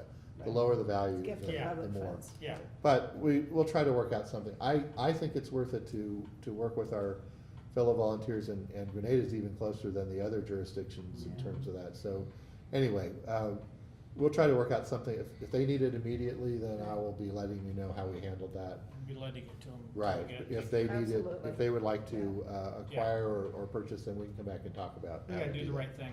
Yeah, Absolutely. exactly. I That's agree. kind of what my thought was. It's not doing any good sitting out in No. our No, yard. it sure isn't. No, it is scheduled to be auctioned next time we do the auction, but, we're Well, all, it'd be better if we could help out. we're all in this together. Reasonably for everybody. yeah, Thank you, Steve. sure. Also, I wanted to mention that the Citizen of the Year event is this Saturday, and I wanted to make sure that someone is going to be there presenting we provide a Plaque? A certificate? a certificate, Right. right? And I know Liz that, usually does that. yeah, she creates it, but usually I like to make a member of the council, and I know that, Well, I may be out of town. I've got a funeral that day. It's down south Oh. at it's a military honors funeral for a Mhm. very dear family friend. So I'm going to try to be back, but just in case I'm not, it'd be good to have backup. right. Anybody else going? I was. Are you gonna be at the bar? No, I'm not working the bar. You're not Oh, good, working? very good. You get to enjoy it for a So, change. Yes, so you'll yes. be there, so if I'm not there, Yes, can unless Dwayne is there and then he can. Are you gonna Wife, be there? yeah. We can- Are you going? Yeah, well, I was planning on it, yeah. Okay, I just all right. talked to my wife about it earlier tonight, matter of fact. I- We have to go, if we're gonna go, we better. All right, well, I make just sure. wanted to make sure that I knew whether, Someone will be there. Yeah. someone will be there. I'm planning to go, so I could do that, but, I think it's much better coming Right, from council. right. And They and know I who you will are. try. I'll try to get back. I So- know who I'm you not are sure too. when it, Well, not sure when yeah. it starts. What time All does right. it start? 5 or 6? 5:30, I 5:30, thought. yeah. So they compromise. I think that'll do it for my report. It's probably one of my longer ones. It is. That You've been is. busy. Yes. Okay, so Paul, we'll start with you oh, wait a minute, Chief, do you have a report? I I know should that give you a had a report. A really good nice opening. Mhm. We did. We had a nice grand opening at the PD. Yes. It was well attended, and a lot of folks came and took tours, and the retired Chief Bowles got a recognition from the governor, or state's office, and aside from the grand opening, I want to give you a little piece of information. It was came as a surprise to me. We've had a patrol vacancy for 10 months now, and we've interviewed a few people for it that frankly I didn't think met our standards, and so it's remained vacant with little to no interest. And since the opening of our new building, we've had 3 applicants, Wow. Good. 2 of which were recent graduates of the first Weed Academy, and Good. one from another law enforcement agency, and all 3 of them said they came in to interview because they want to see the new building. Right on. That's great, and they So- graduated It's a from the recruiting local post? 2 of them, 2 out of the 3. Excellent, Yeah. so it's And working. out of those 3, there were Excellent. actually 3 of them, all 3 of them were really good candidates. Good. So we'll probably most likely end up filling that position from Great. one of those 3. Great Gosh, I news. hope one of them's a woman. No female applicants. You didn't apply? No, I'd cry. Please stop. Yeah.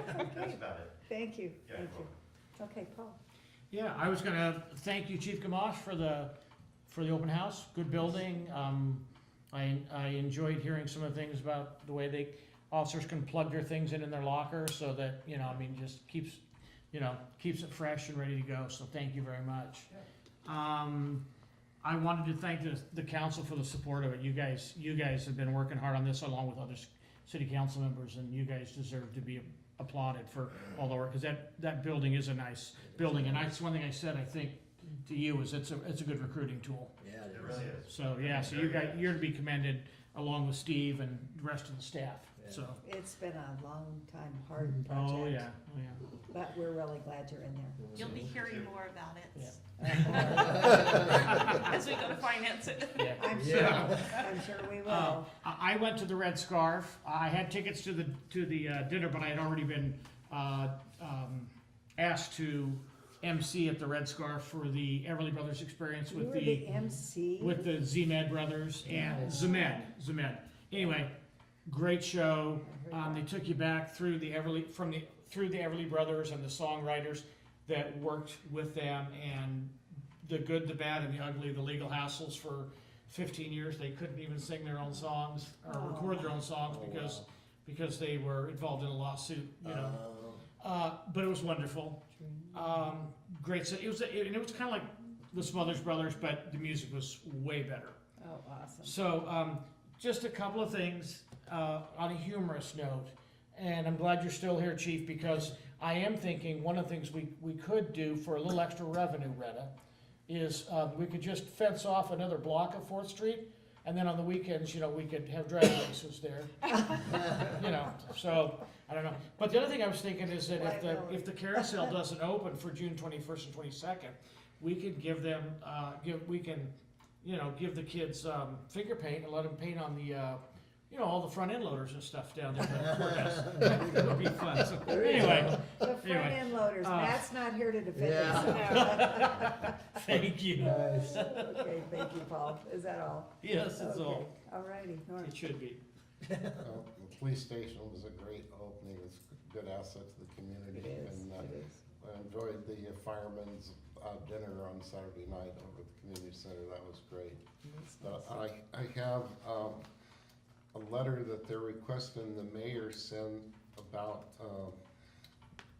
overturning the FCC's rules allowing small cells put out throughout the city that we passed, and California passed to allow that in the cities, and the cities raised concerns about it, and the governor vetoed it. So now they're trying an end run on the federal level. Yeah. So this is a sample letter that the mayor could sign and send to the sponsor of the bill that's in the House now to overturn it.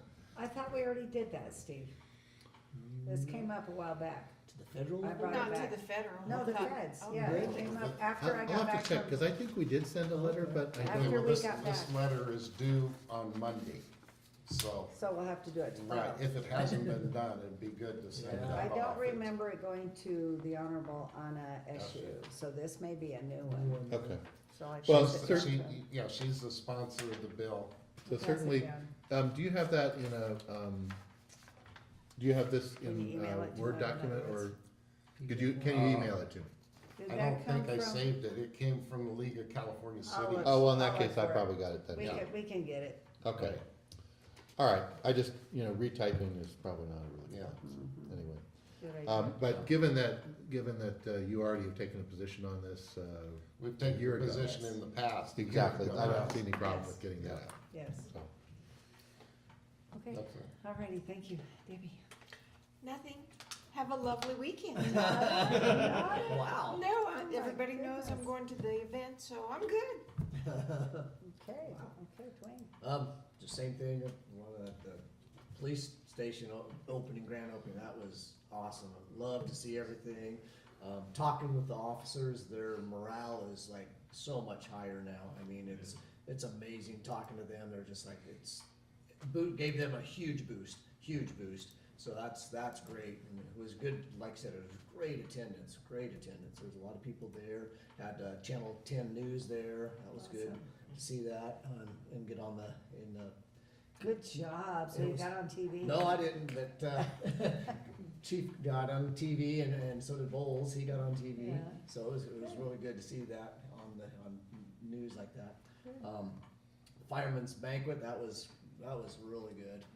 We got to sit with one of our prior councilmen. Former Councilman Pacheco. And it was good. It was well attended. It was jam packed in there. They had all the auctions going on, and it was good. Well attended. Good food. Oh my gosh, we just stuffed ourselves in food. The last I'll go over just briefly the homeless count. We got numbers, it's in the newspaper tonight. Front Just Anybody page that of read the- the newspaper, it's in there. Front page, Yeah, 45% yes, increase. Yep, 45% increase on the homeless activity. A lot of it's due to, we had actually better count this year. We actually had more people out there, and aware of the areas and able to get more numbers. The homeless shelter there up above my house at the Grange, captured 33, I think, homeless activity numbers, yeah. Wow. Yeah, What was the 33. count in Yreka area? We were, I got it, it was Yreka itself, well, because that one with the shelter is, it's the sheltered number, so they had 33 there. With the unsheltered number, I think we had 18. Yeah. And I think that's what it was. 14 male, 4 female. Yeah. Where was that? That's the unsheltered. Unsheltered, that's the count, the actual physical count. Oh, that we went. unsheltered, so that's the ones that don't go to the. Correct, The right. Greenhorn Green Right, Shelter. correct. So if you add them together, it seemed like it was that 60? just about 50? 50 something. 51? 51. I Yeah. thought it was Yeah. 60. Yeah. So it's somewhere in And that then, range. you know, countywide, the numbers are up, and Right. what part of that is too, like I said, just awareness of how to get those numbers. We had a happy camp involved this year, which we didn't have last year, so True. that added to the numbers there too. And those numbers they're statewide, they're gonna grow, period. It's not just our area by no means. Statewide and whole West Coast, those numbers have increased, period. And we'll be getting more of those numbers out and about too. We'll be finding out those, but they're definitely a huge increase on the whole West Coast. It's not just us, so. The positive part of that is by getting those numbers, hopefully there'll be some funding and some awareness to where we can address the situation. So that's what the hope is on this whole PIT, point in time count, is to get some numbers out there so that the state can see that there's an issue and we need to address it. So that's about all I got. Okay, great, thank you for covering that. It's a huge issue, and the good news is, because we did the count last year, we have a little bit of money that we can use to deal with issues this year. You found out today. Yeah. That's good. Oh, Steve found out. Steve, yeah. I Steve didn't went go to the there. meeting. Yeah, I couldn't go either. Yeah. Okay, is that all? Yeah. All right, thank you very much. So, I wanted to thank everybody that attended. I was so sorry I could not attend the opening. However, I wanted to thank the chief for taking me on a tour. There is no comparison to the old building. No. So I'm sure that Paul's right, it's definitely going to be a recruiting tool. But good job, and I know you spent a lot of long hours, day, night, and weekends, working on the finalizing, so good job on that. Good job. Fireman's dinner, it was great. Oh, I wanted to, just a little side note on, I couldn't be there because of a family issue, and so I was out of town in the Chico area, with my family. And, you know, I've never, ever, since 1974, had my car broken into in Yreka. So I go to Chico, take care of my family, and guess what?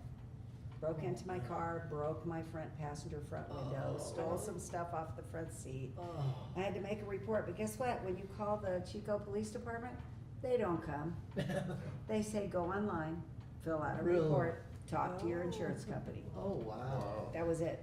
That was it. Nobody ever came. Yeah, I know. Holy So I'm cow. still in the middle of that. So I was not having fun when you No. guys were having your, Oh my meeting. Yeah, gosh. it wasn't fun. It Yeah. happened Sunday, so I was dealing on it on Monday. Anyway, the fireman's dinner was awesome. I went and I gave my money not only for my dinner, but for Yeah. all of the raffles, and I didn't win a thing. Nope. But it was nice to see the happy people that won trips to Hawaii and trips to guns and, we probably shouldn't say that part. They went through the proper process when they won with their guns. They didn't get to walk out the door with it, yes. But anyway, it was a really fun evening, and they had a nice band there too as well. Yeah. Also, I was honored to be able to go to a new business in town. There was a new opening on Saturday, and I don't know how many of you know this, but guys, get out your knitting needles. Yes. Who was the football player that used to knit? Rosie Greer. Yeah, Rosie Rosie Greer, Greer, thank yep. you. Rosie So Greer. we A lot of have people don't remember that. Yreka Knit and Sew, and it's a studio that's on North Oregon Street. Well, I guess it's just this side of it.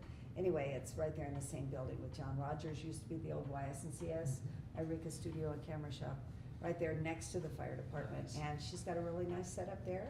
And if you haven't been, you should go by and see. She's got old time patterns. She's got classes. I've got a whole list of classes that she has there, and I think it's going to be a nice addition to our community. They moved up here. They moved up here from Oakland, from the Oakland Hills. What brought them here? Pardon? What brought them They here? came up here to visit, fell in love, and bought a house on Third Street, an old Victorian Oh, house. wow.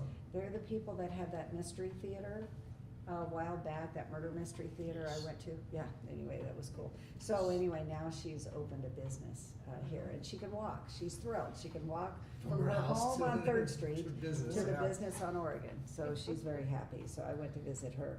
And she is also very interested in getting more involved in the community. So Good. she wants to come to our Ringy Pool, our next Ringy Pool meeting up at COS. I told her I'd give her a ride. So I think that she'll be an active member of our community. There is an HCED, so the Housing Community and Economic Development Policy Committee that I sit on. We had a conference call because of the governor's request for this expedited building of 1.3 million homes by 2025, in the next 5-6 years. We're having conference calls to discuss the legislature's proposed bills, as you know, and how we get this accomplished. Right now, it's looking not only how we can get it accomplished, but there's also penalties that go along with this if you don't get things built. So we need to be really careful with this, and so I've been attending the conference calls and trying to stay on top of that. Also, there's been quite a few rural working group conference calls. Steve's been involved in that too. Thank you, Steve. It's taken up quite a bit of our life, but I think it will be for the good, because the most recent thing that we did, we got the proposal to the League Board of Directors to form an actual league-approved rural working group, rural cities working group.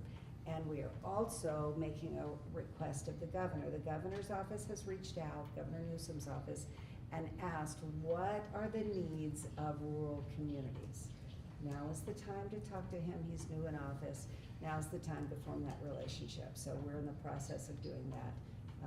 There's going to be a meeting tomorrow at the league meeting. They say that the governor's going to be there. And so we're working on, actually Steve's probably working on it right now. Coming No, down not with yet. it. We had about 20 or so issues that were between the rural Northern California issues and the rural rest of the state. There's a lot of different issues. We're trying to narrow that down to 4 or 5. And so that's the latest thing that we're working on. So it's promising. It's nice to know that they're paying more attention to the rural cities. By banding together, it gives us a much stronger voice, so that they kind of really need to listen to us. A third of the state is rural. So anyway, that's what I've been working on. Oh, and I wanted to ask, how many of you are planning on attending the workshop on Monday, this coming Monday, the 25th at 5:30, with the Chamber of Commerce? How many? Yes? I'm planning, but I may have a meeting that has been scheduled. So all of us, May or maybe conflict. 4 of us? Okay, Yeah. all right. And this has already been noticed, Posted. right, Liz? This Okay. has already been noticed, so we'll be legal if we all show up, and it's gonna be right here. So thank you, Believe me, Liz. if only 3 show up, it would have to be noted, wouldn't it? Oh, yeah. Any Yes, more than yeah. 2. But Any this more is, than 2. this is the pool workshop is, we've Different. noticed it in case there are 3. Yeah. The Yeah. chamber workshop, it's We're a encouraging. regular, Yeah, we should be, I know, and I know I should be it's there. a regular special meeting. If you can. Well, yes. but you told us that you had a potential conflict when Right, we right. scheduled it, And Norm's right in the middle of taxes, but you're gonna be able to come. Yeah, I'll come Monday. I'm Good. And on Tuesday, got fire safe council. Oh, that's So right. Wednesday, I'm not sure if I can make it to the pool. You might have to work. I might have to work, 'cause Okay. I've been working most nights now. Too. Oh, my goodness. Go work tonight afterward. Yeah, you're gonna be working now through April 15th. Yep. Pretty steady. Okay, and then the second workshop, of course, is the pool that we talked about now. How many of us are going? I'm going. I'm not. You're going. I'm not. And you're Maybe. working, maybe. That's Okay. 3, perhaps. This time it's going to be at College of the Siskiyous.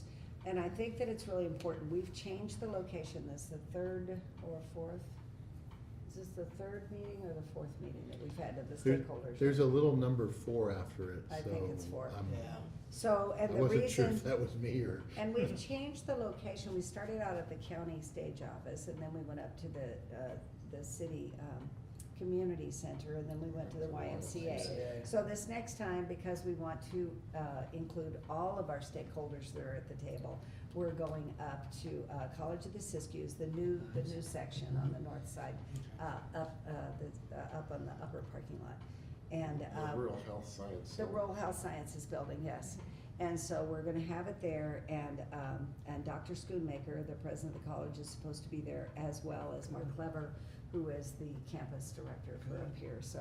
I'm not sure how many people have said that they're coming. I haven't really seen the responses yet. Have you, Steve? No, and it's not, the RSVPs are not necessarily an accurate measure of the No, number of that's people true. that are coming in. Right, If that's more true. people have come than have RSVP'd. However, the good news is that we found out that there's going to be a meeting in, I think it's tomorrow, a meeting at Reading, that's, from the California Department of Parks and Recreation. I saw that, yeah. And there's funding available for small communities that need a pool. 2 grants. There's 2 different sets, right, 2 different sources of grants. And so 1 or 2 of the people from our stakeholder group are gonna be going, and then they'll come back and make a presentation next week. So hopefully they'll find a source of funds. Did you raise your hand? I thought you had money. No. Yeah. That's right, you have a new building. Okay. Clarification, Joan, you said that's tomorrow? Or No, next no, no, week? that's, I'm sorry, Wednesday, February 27th, so that's a The week. Reading meeting is tomorrow. Oh, the Reading, yeah. Okay. The meeting, and I'm not sure where it's gonna be held. Cindy was gonna go down, I know she's Yeah. sick, though. Who was? Oh, really? Yeah. Cindy. Oh, Cindy's going to that? Oh, Good. someone Well, going in I don't know, place? she was sick today, so we'll see. Okay. There's another person scheduled to go down there, but we thought, Her name is Kelly? I thought it was Robin, but. Oh, Robin, Kelly was the one that, sent Yeah. the email. Yes, and Corey Hayden is the one that actually let us know about it. I don't know if she's gonna be able to go down or not, so, there's a lot of interest in helping us with that. What which you is doing good. tomorrow, Steve? Yeah. He's working on that Just hanging letter. out? Yeah. Yeah, Yeah, that's what I do. Just sitting around. I could do this on camera if you want. You No, know, if that the- bulk train was in, you could go to San Diego for the weekend. Yeah. that's You could great. just go, That leave. that $2.2 million. Yeah. Yeah, no. Yeah. And that's about it. I just wanted to make sure that we were going to have people here for the meetings. So, Workshop. thank you. The open house for the Liberty Arts is Friday night.